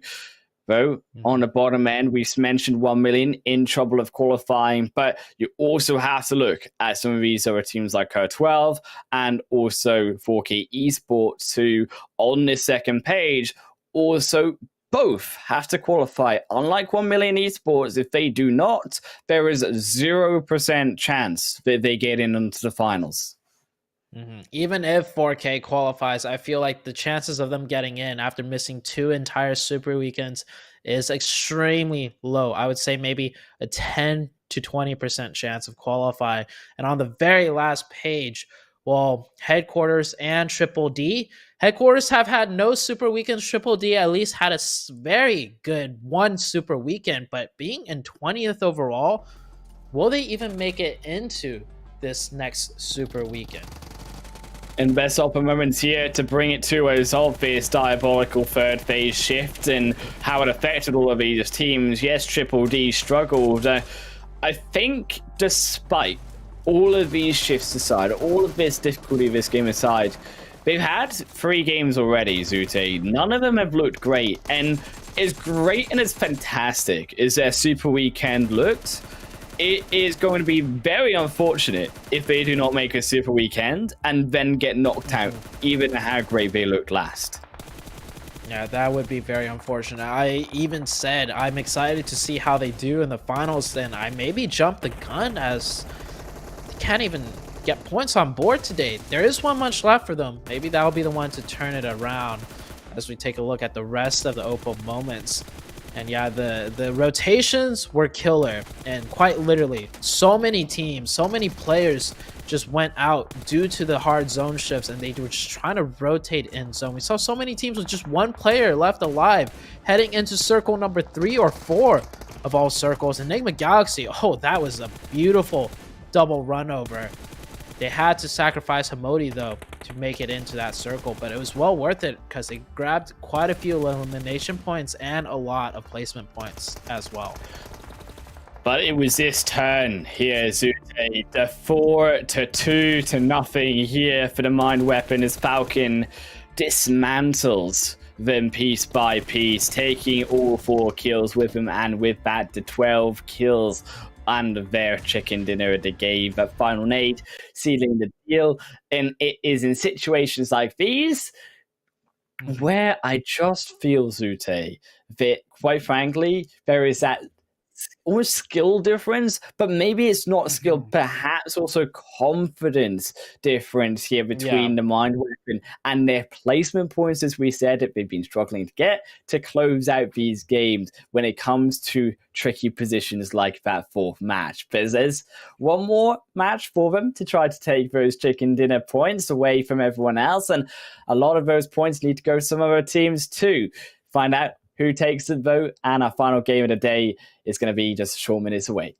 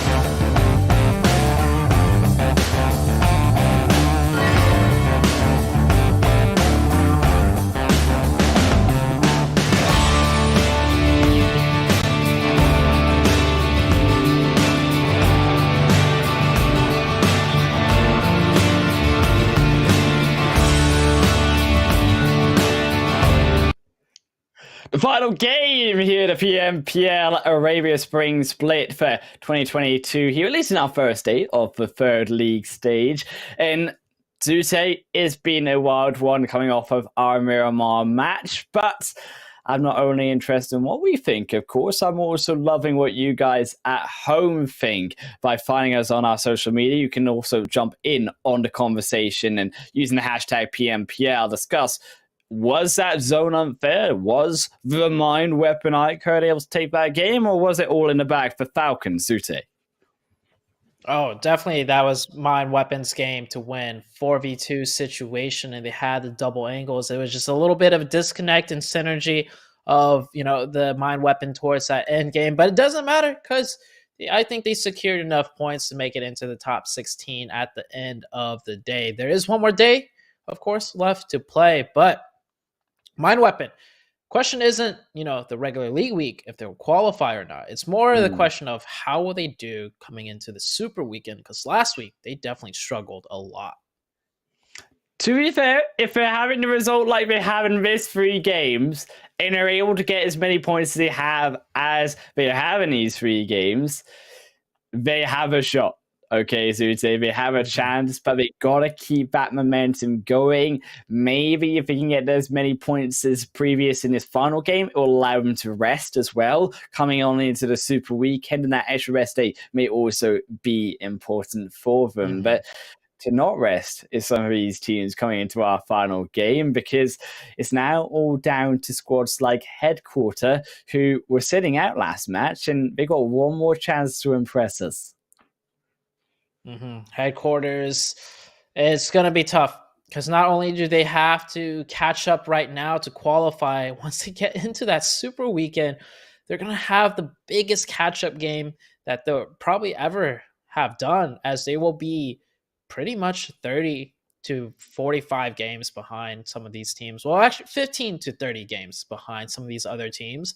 So not only do they have to barely ink it out right now in terms of qualifying to the super weekend, then they're going to have to absolutely smash it and dominate it out of all the teams and all the top teams too that they're going to be competing against in the super weekend to just maybe barely make it into the final. So it's not looking too bright for them.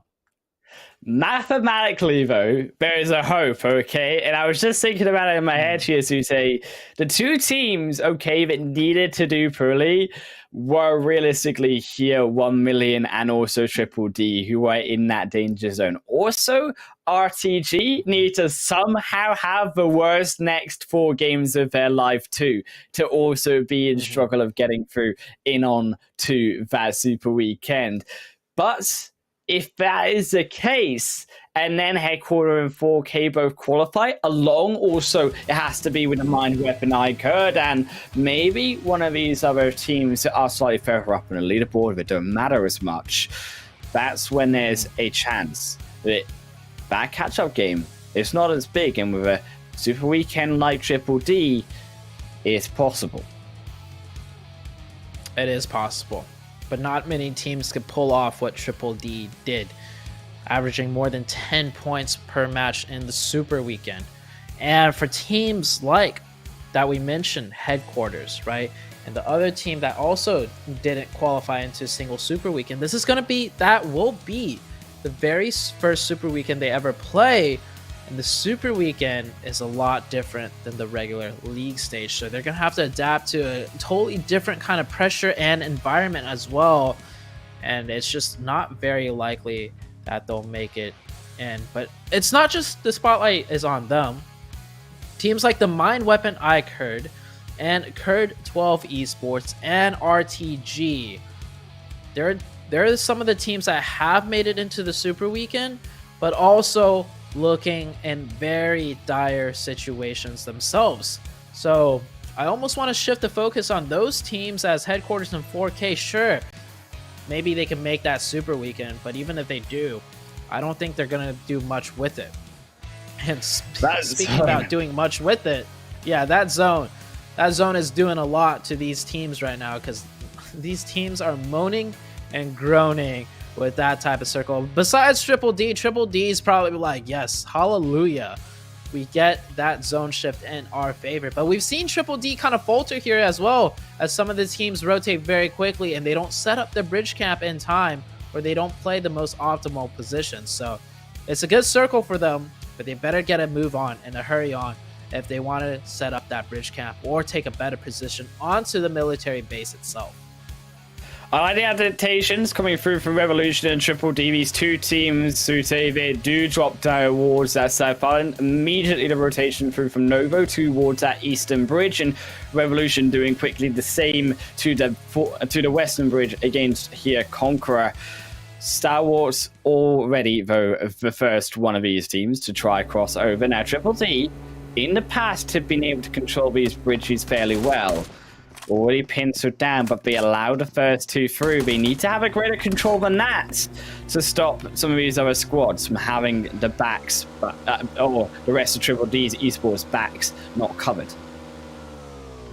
I don't blame that at all. I mean, Stalwarts didn't even loot. They just literally touched the ground, found a car, and just the second that circle popped, they went over. Triple D had no chance of setting up in time for that. Similar to the western side of the bridge, we see the Conqueror Iraq team already rotating across the bridge, along with the Kamikaze team. So that's 3 teams that land near the bridge area of military base, and they're just foregoing loot completely and just hightailing it into the military base side. Of course, there is a lot of loot to be had on the entirety of military base, so they're just going to go ahead and rotate early and loot on this side of the zone and worry about the rest of the game later.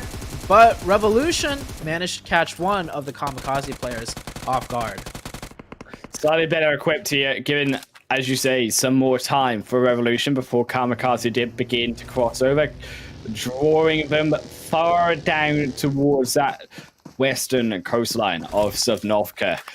However, it is going to be fairly crowded down on the South Island, you've got to imagine, but it's not all the South Island that matters. Keep in mind, there is in its first phase also some space on mainland Erangel, and that's the scary part about it, is that phase 2, phase 3, until we begin to get a greater idea of where that zone is going, it's still very much up in the air. Yeah, there is a chance that it might go back to the main island. I would love to see a circle kind of 50-50 on the eastern side of the bridge, because the eastern side of that bridge is the center of the zone. So if the circle decides to keep water in right there, we would be in for a very interesting game. Potentially a bridge ending, maybe? A bridge circle would be absolutely sick to see. Not for the players, though. It would be physically sickening, not to the type of sick that we're thinking of. Looking at the military base side, by the way, the 3 teams that rotated very early, they're all going for a similar position to find that loot. Because the military base, like the military base itself, is taken by Revolution, right? And they know that the Novo side is taken by Triple D. So, with that being said, there's only a few compounds scattered elsewhere on the military base side that might have loot. So the 3 teams that rotated early that desperately needs to loot are all looking towards the same areas for their loot now. Nigma over in the end of Pachinki. Still inside the zone, even up to Pachinki. Keep in mind, as we said, that's why it's so deadly.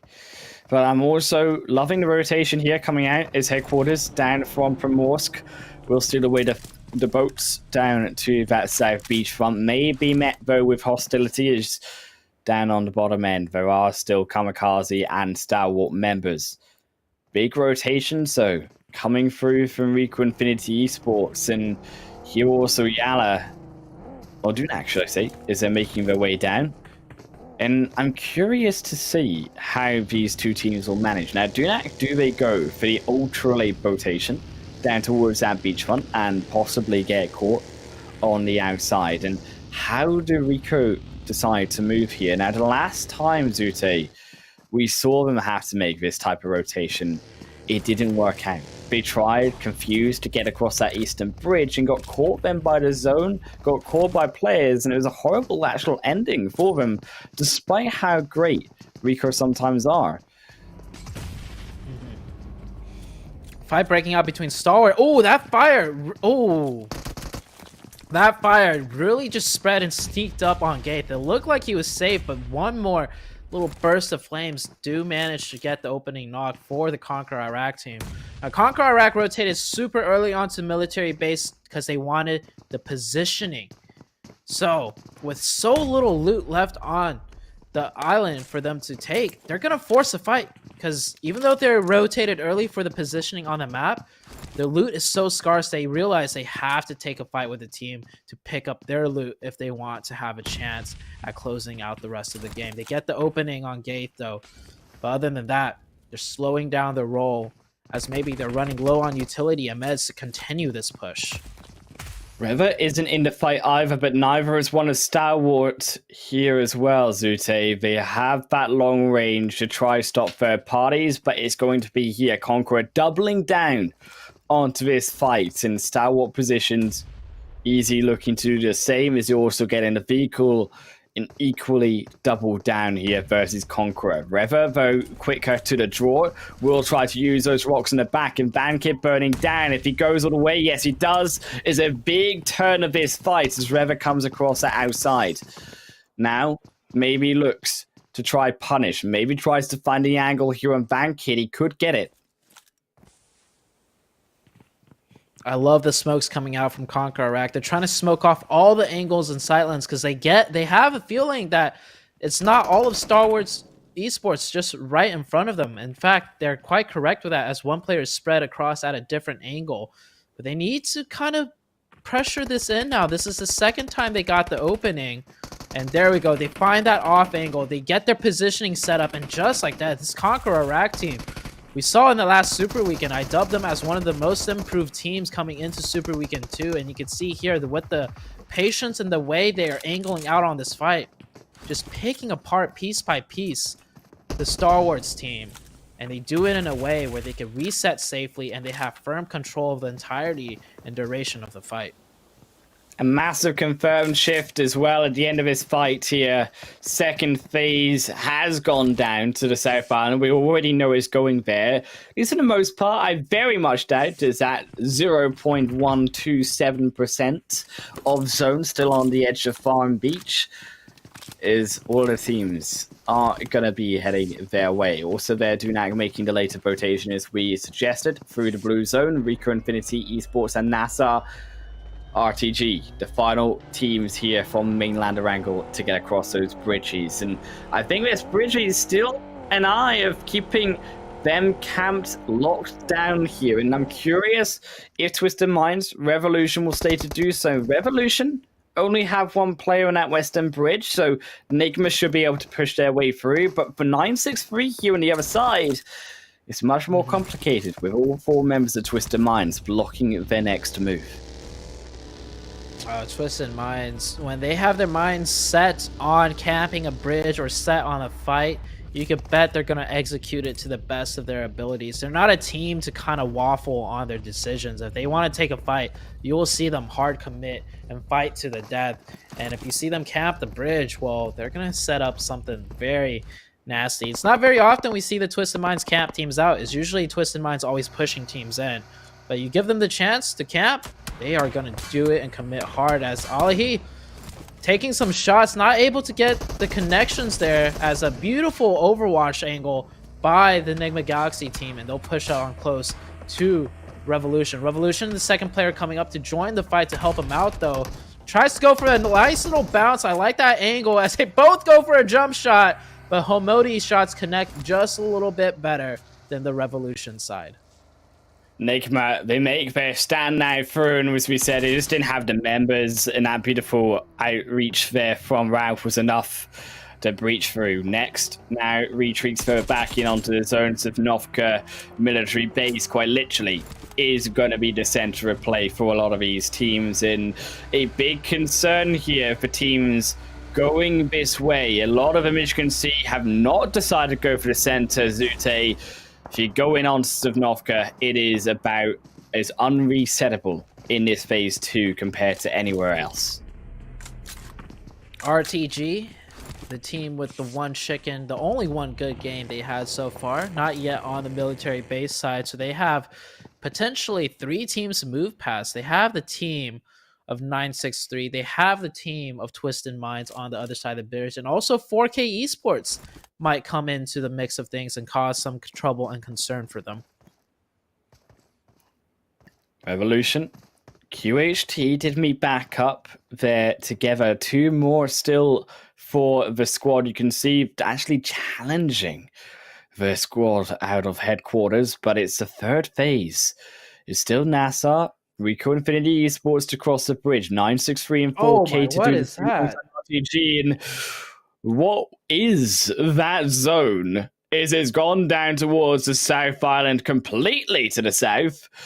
And it only gets worse for all of those teams who aren't even on the island yet. As it is in that zone, headquarters breaching their way through, find one of Revolution and down to the solo they fall.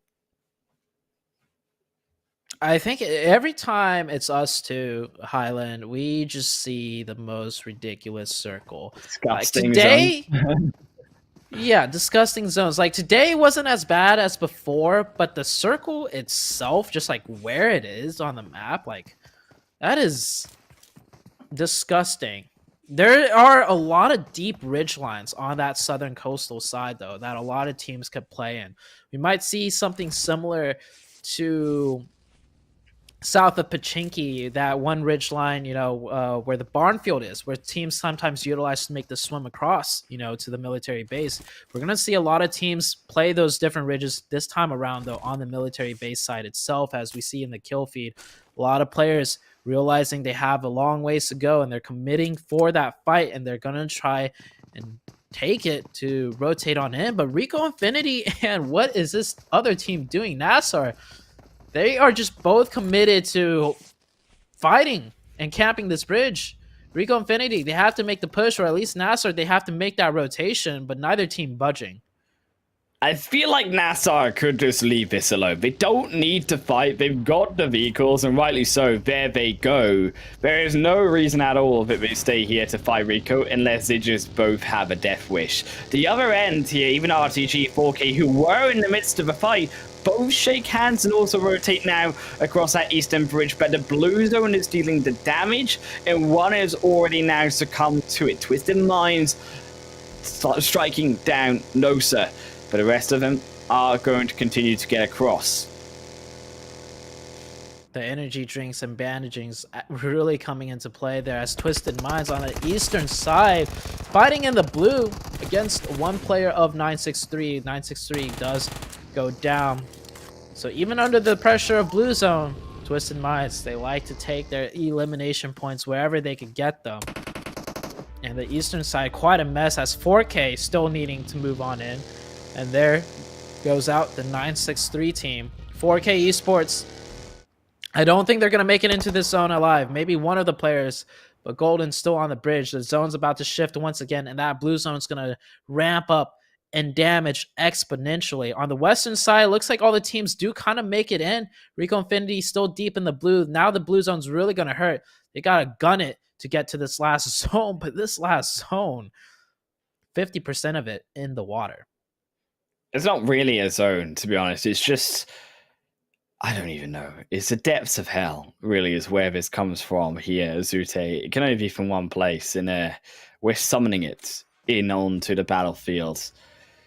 13 teams still to go, though. 46 still alive. Not so great, though, for some of them. 4K, one of these teams who we said they needed the points here, Zute. They're one of the few teams now remaining in the blue zone, and they've only got 2. And to tank it at phase 4, it don't feel very nice. Definitely not. The zone compounding that effect of not feeling nice, as Rico Infinity do get taken out, just like you predicted. Anytime the zone is this far down south on military base, Rico Infinity have struggled quite massively. I think they definitely need to figure out some type of strategy when it comes to military base zones, because this is their only weakness. I mean, they're number 1 overall quite firmly, but performance-wise on a military base, they consistently do terribly. Of course, given where they drop, it doesn't help them out, but they have to manage to find something to do. to get better consistency on these zones. As RTG, good job on them, managing to take down the team in front of them of Twisted Minds. We saw RTG just 2 minutes earlier on the other side of the bridge, so managing to navigate and fight their way in quite nicely and keeping up 4 members alive. Actually, maybe just 3, as one of them will bleed out in the blue zone. One as well, you saw on the kills there for Triple D was taken by them, so it's actually a 2v1 there against Twisted Minds. It's allowed them to succumb so quickly in onto this game. 4K already developing the healing strategy. Here also the mine weapon iKURD on this northern side of the zone, but Triple D, they're having none of it. They spy 2 solos and they see 2 kills. The Overwatch out of Triple D trying to make their move in right now. This could be Triple D's game. They have 4 up, and if they can control the northern side of the circle, they have a way to fight the rest of the way in.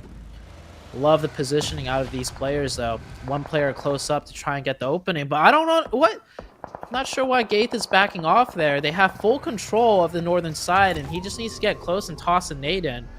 But for whatever reason, they're going to call that player back. They still need to get more territory in the zone. You can see they have the edge of zone there, but it's not the best of spots, as the mine weapon have a nice angle onto it. Still both of them survive, though. They're going to get a little bit of breathing space. 4K, though, is not going to be any easier for them. Here, neither the mine weapon. That's the push that we were looking for. It will literally be the push taking down one more. NASR also going to fall on the sidelines, as they too tanked way too much early on and had no information to get on into this zone. As you mentioned, now down to where this zone shifts next. Are we going to see what Rad are doing, adopting these more coastal line strategies down on the low ground? Well, it might just have to be the case because it's still inside the water. If there was a good zone shift, that would be it, actually, because that side of the ridgeline has way more crevices and locations for teams to play on than the eastern side of that ridge zone. So we'll soon see. Oh, I mean, you can see here RTG taking shots. Just look at the amount of cracks and dips all along that side. A lot to play with and work with here. And of course, Rod is going to take huge advantage of it.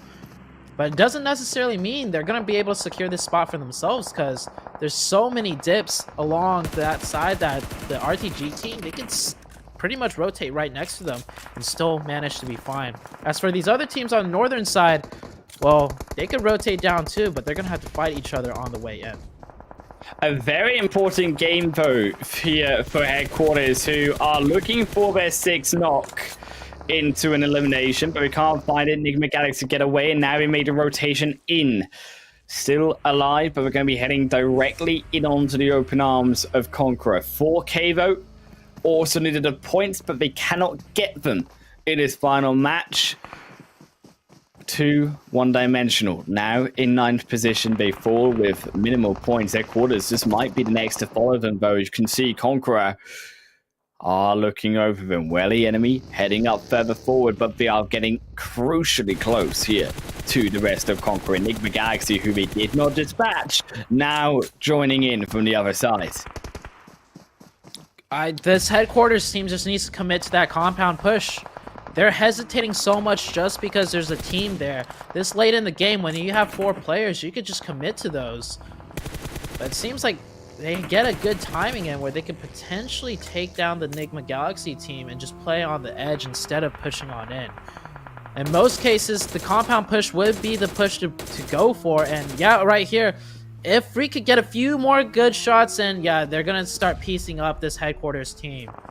And here it comes. I just feel like Headquarters, they weren't paying attention to what needed to happen. They tried to put all their eggs into so many baskets. In fact, they should have just put it into one. As Nigma Galaxy, they find Another series of kills. Download a trade it goes. Rip is still alive. On the edge of the blue zone is going to be felt by that first. And now Nigma can take advantage of that, can take advantage of the tree line that they have. And as a result, headquarters fall down. 8 kills now for Nigma Galaxy, but they have not deciphered how to get in onto the zone yet, as they too have put their eggs into one basket instead. But then maybe we'll just fall next as they do. Conqueror Iraq, Groza, a beautiful long-range shot to close it out. 9 for themselves alone. Just a little left tap on the butt will take down the Nigma Galaxy team, but they do it with a lot of eliminations, so good job to Nigma Galaxy. Of course, I called out headquarters, right? 7 points, not bad, but when you have 4 players, take the initiative. Go for that fight at the compound. Take it. You have the manpower to maybe win a fight there. Sure, Conqueror might have 4 players defending, in which case they only had 3, but you never know, right? It could be a 2-man team. It could be 2 teams there, so definitely not decisive enough. Coming out from the eastern side of things, though, RTG, as predicted, do find some ridge lines to work with and taking shots at Triple D. This is going to be a big game for Triple D if they can make it into this zone rotation. Oh, no. It gets caught on a rock and everything just falls to pieces for that team. Driving skills definitely need to be double checked there. You cannot make those mistakes, Sute, in those type of situations this late into the game. In a hard punish by Conqueror as a result. Triple D, they needed those points, and I feel like that trip is almost a trip that we've been feeling on Triple D from what has been a super weekend into a disastrous first day to close them out.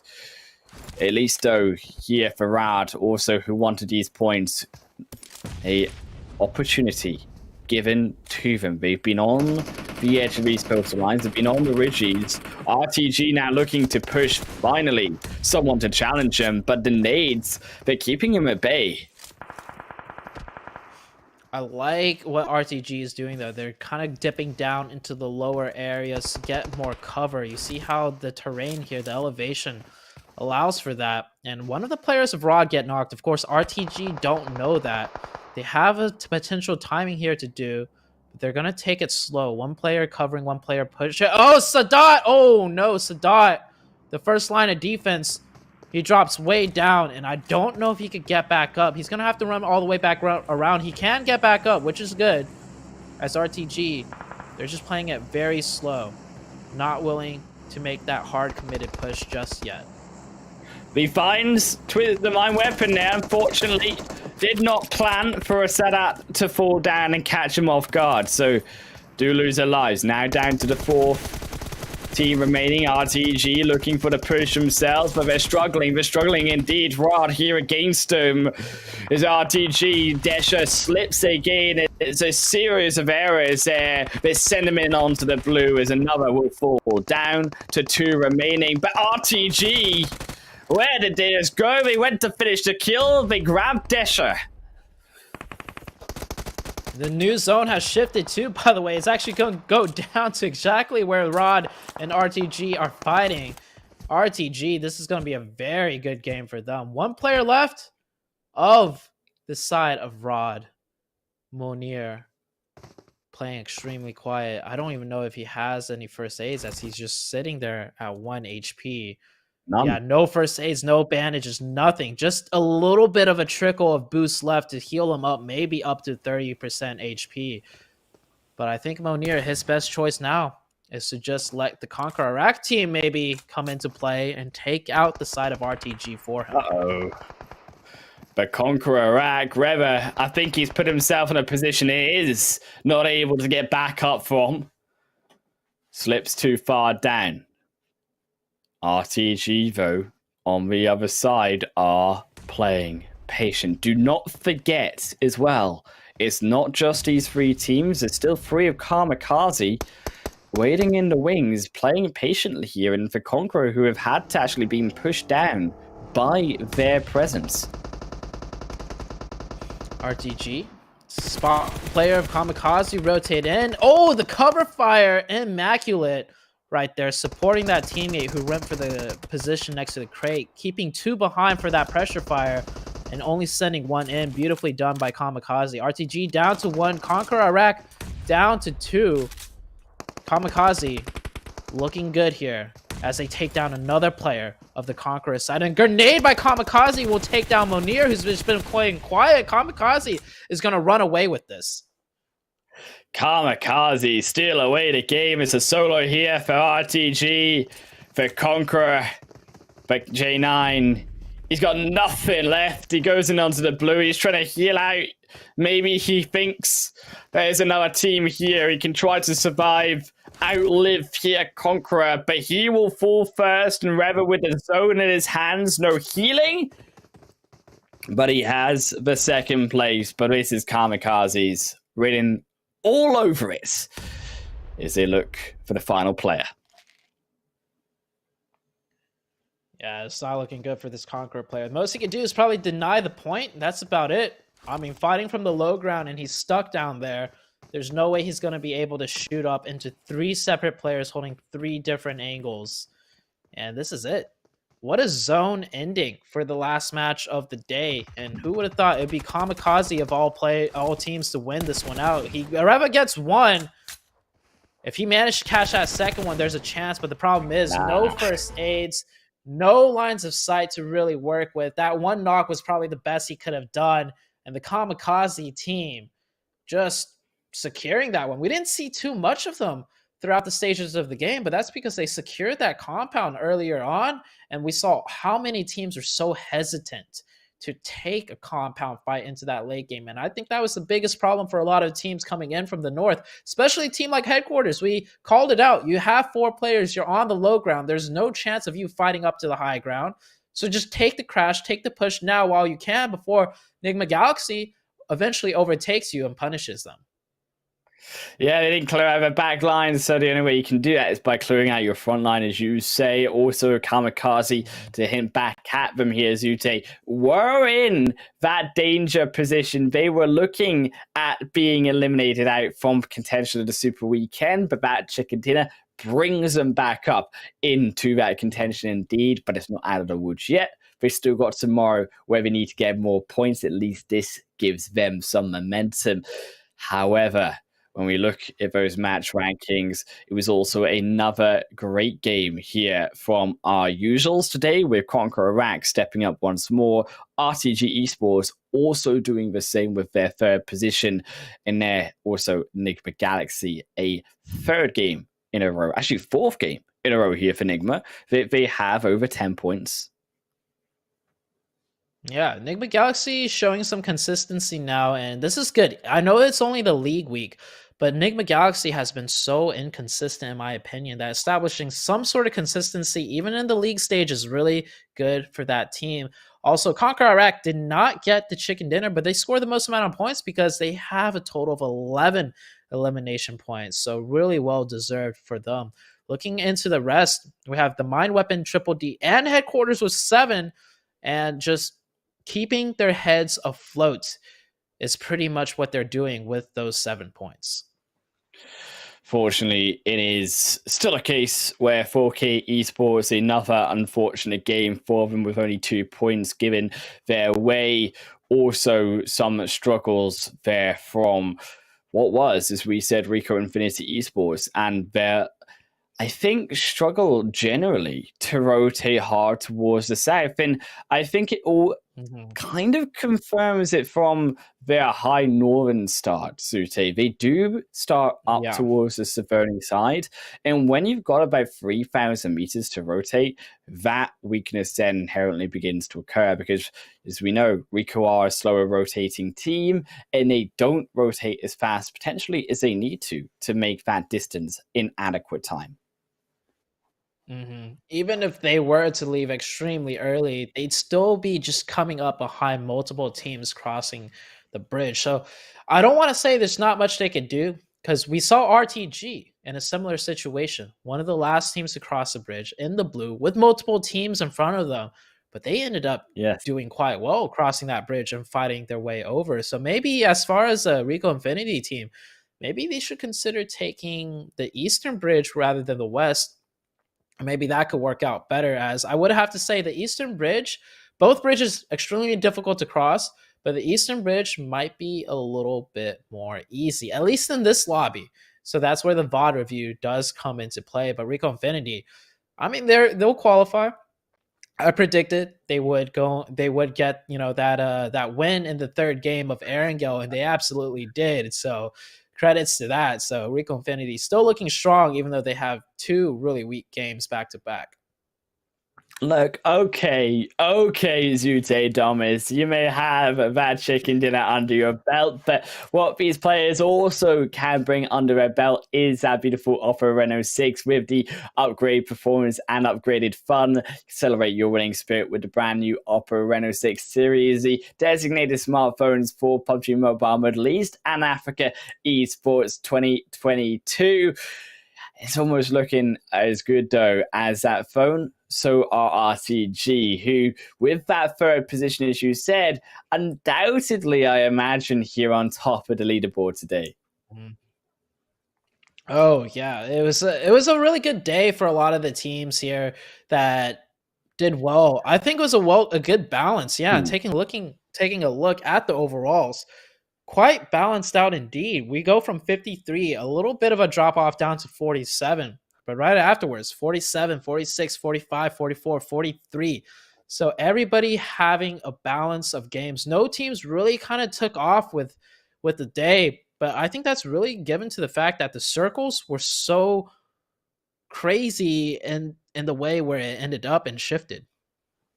Yeah, particularly those final 2 games as well. Had you missed one of them, had you competed in other matches, maybe looking slightly better as Falcons, one of those squads, did it all with their 53 points there after 4 games and topping that leaderboard today. Mind Weapon, as we said, also Rod, looking very strong. Needed those points to qualify into Super Weekend to solidify their position in the finals, sitting in 6th and 7th.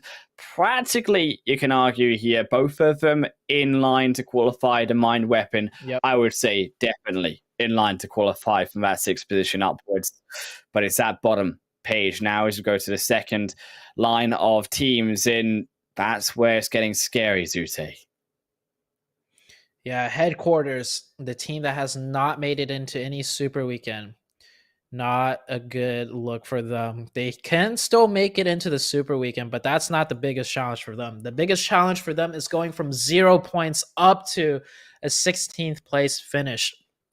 And with RTG doing so well, the team with only 83 points in the Super Weekend, well, if they qualify, that 83 points is just going to jump up even more when they play 15 matches. So Headquarters and 4K is looking grim and dire, but also KURD 12th and the Mind Weapon, they need to catch up too. The Mind Weapon, we'll probably see them, which is good. That makes things interesting.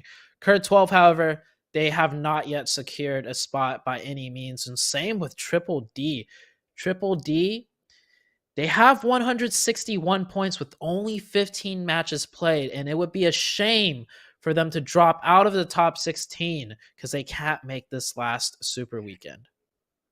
Yeah, as well, they're 4K Esports in a similar boat to them, all directly in line there with Headquarters too, having to not only go from this league stage, I'm not even sure, quite frankly, based of what we've seen of all our games of 4K Esports, Zute, that they would be capable of managing such a stark difference in getting 160, 170 points in only 15 games alone. The other real concern that I'm worried for here is 1million Esports too, Zute, because I think here for 1million, they are in some danger. If RTG qualify, the Mind Weapon iKURD qualify, and then have a good Super Weekend, there is a world where 1million, if they don't qualify, also see, unfortunately, the darker side of that lobby. Yeah, it's going to get very close here. And some teams might even come in tomorrow specifically with some strategies to keep some of the teams from qualifying. Of course, most of that contention will be more towards the bottom. But if for whatever reason, a team near the top of the standings or the middle of the standings, if they wanted to take out a team because maybe that team drops close around them or interferes with the rotations in certain zones, they could take them out too and prevent them from getting into the Super Weekend altogether. Still talking about teams as well here, Zute. You got to vote for your own team too. You got to give us your own opinion there on social media too, and jump in on to the conversation using the hashtag PMPL for YouTube, Facebook, Instagram, Twitter, and also TikTok listed below. Also here, Zute, you gotta know that our also socials are listed down below, myself and also Zute's too. You can give us a follow to keep updated with all the PMPL action. It's been a crazy 5 games so overall, Zute. What are you expecting from the next 5 matches tomorrow? The next 5 matches tomorrow, I think more or less we're going to see what we saw today in terms of teams just playing more or less standard and just trying to play their game. I think it's more the super weekend where we might see teams really get desperate. I've noticed throughout the competitions, throughout the years, teams kind of, take it to the last second or the last minute to try and do some, more targeting plays. So we might not see anything too wild tomorrow. Besides circle shifts, like the circles have been very crazy, like consistently all throughout the tournament. Still, I'm not there tomorrow, so don't worry. It's okay. We not got the duo coming. It's going to be yourself and Imperium tomorrow. So thankfully, the dynamic duo of evil is not there to, I don't know, blunder these teams, put misery on these teams. It could quite frankly be anything. Yeah, it's the biggest problem for these teams is not so, in my opinion, as an ex-competitive player, it's not so much difficult zones where it's hard to gain points, but it's from a competitive standpoint. It's like, even if we do well in this game, in this type of zone, what are the chances of us implementing what we did just now in future games? Because the circle's almost never going to happen this way again. But I say that now, and that might just be a curse or a jinx set up as, tomorrow we'll see the exact same crazy circles or maybe even the finals, right? But that will have to come later as we are done for the day. We'll be back same time, same place tomorrow for the second day of week 3 league. And this is going to be the last league day of the entire of this tournament. So don't miss it. Stay tuned and we'll see y'all there. Have a good one and stay safe, everyone.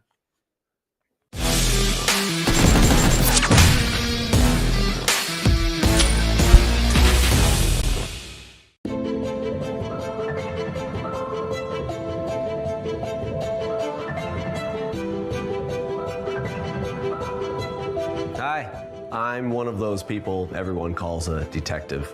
Of course, I'm not the only detective around here.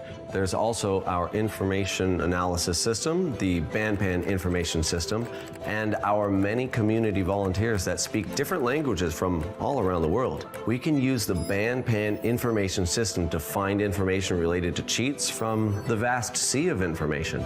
We will use a combination of the system and manual methods to search various online forums and video sharing sites for traces of cheating. We will also work with our defenders of security in PUBG Mobile from all over the world to search for and destroy channels used to sell cheats. Fortunately, many players have joined our team.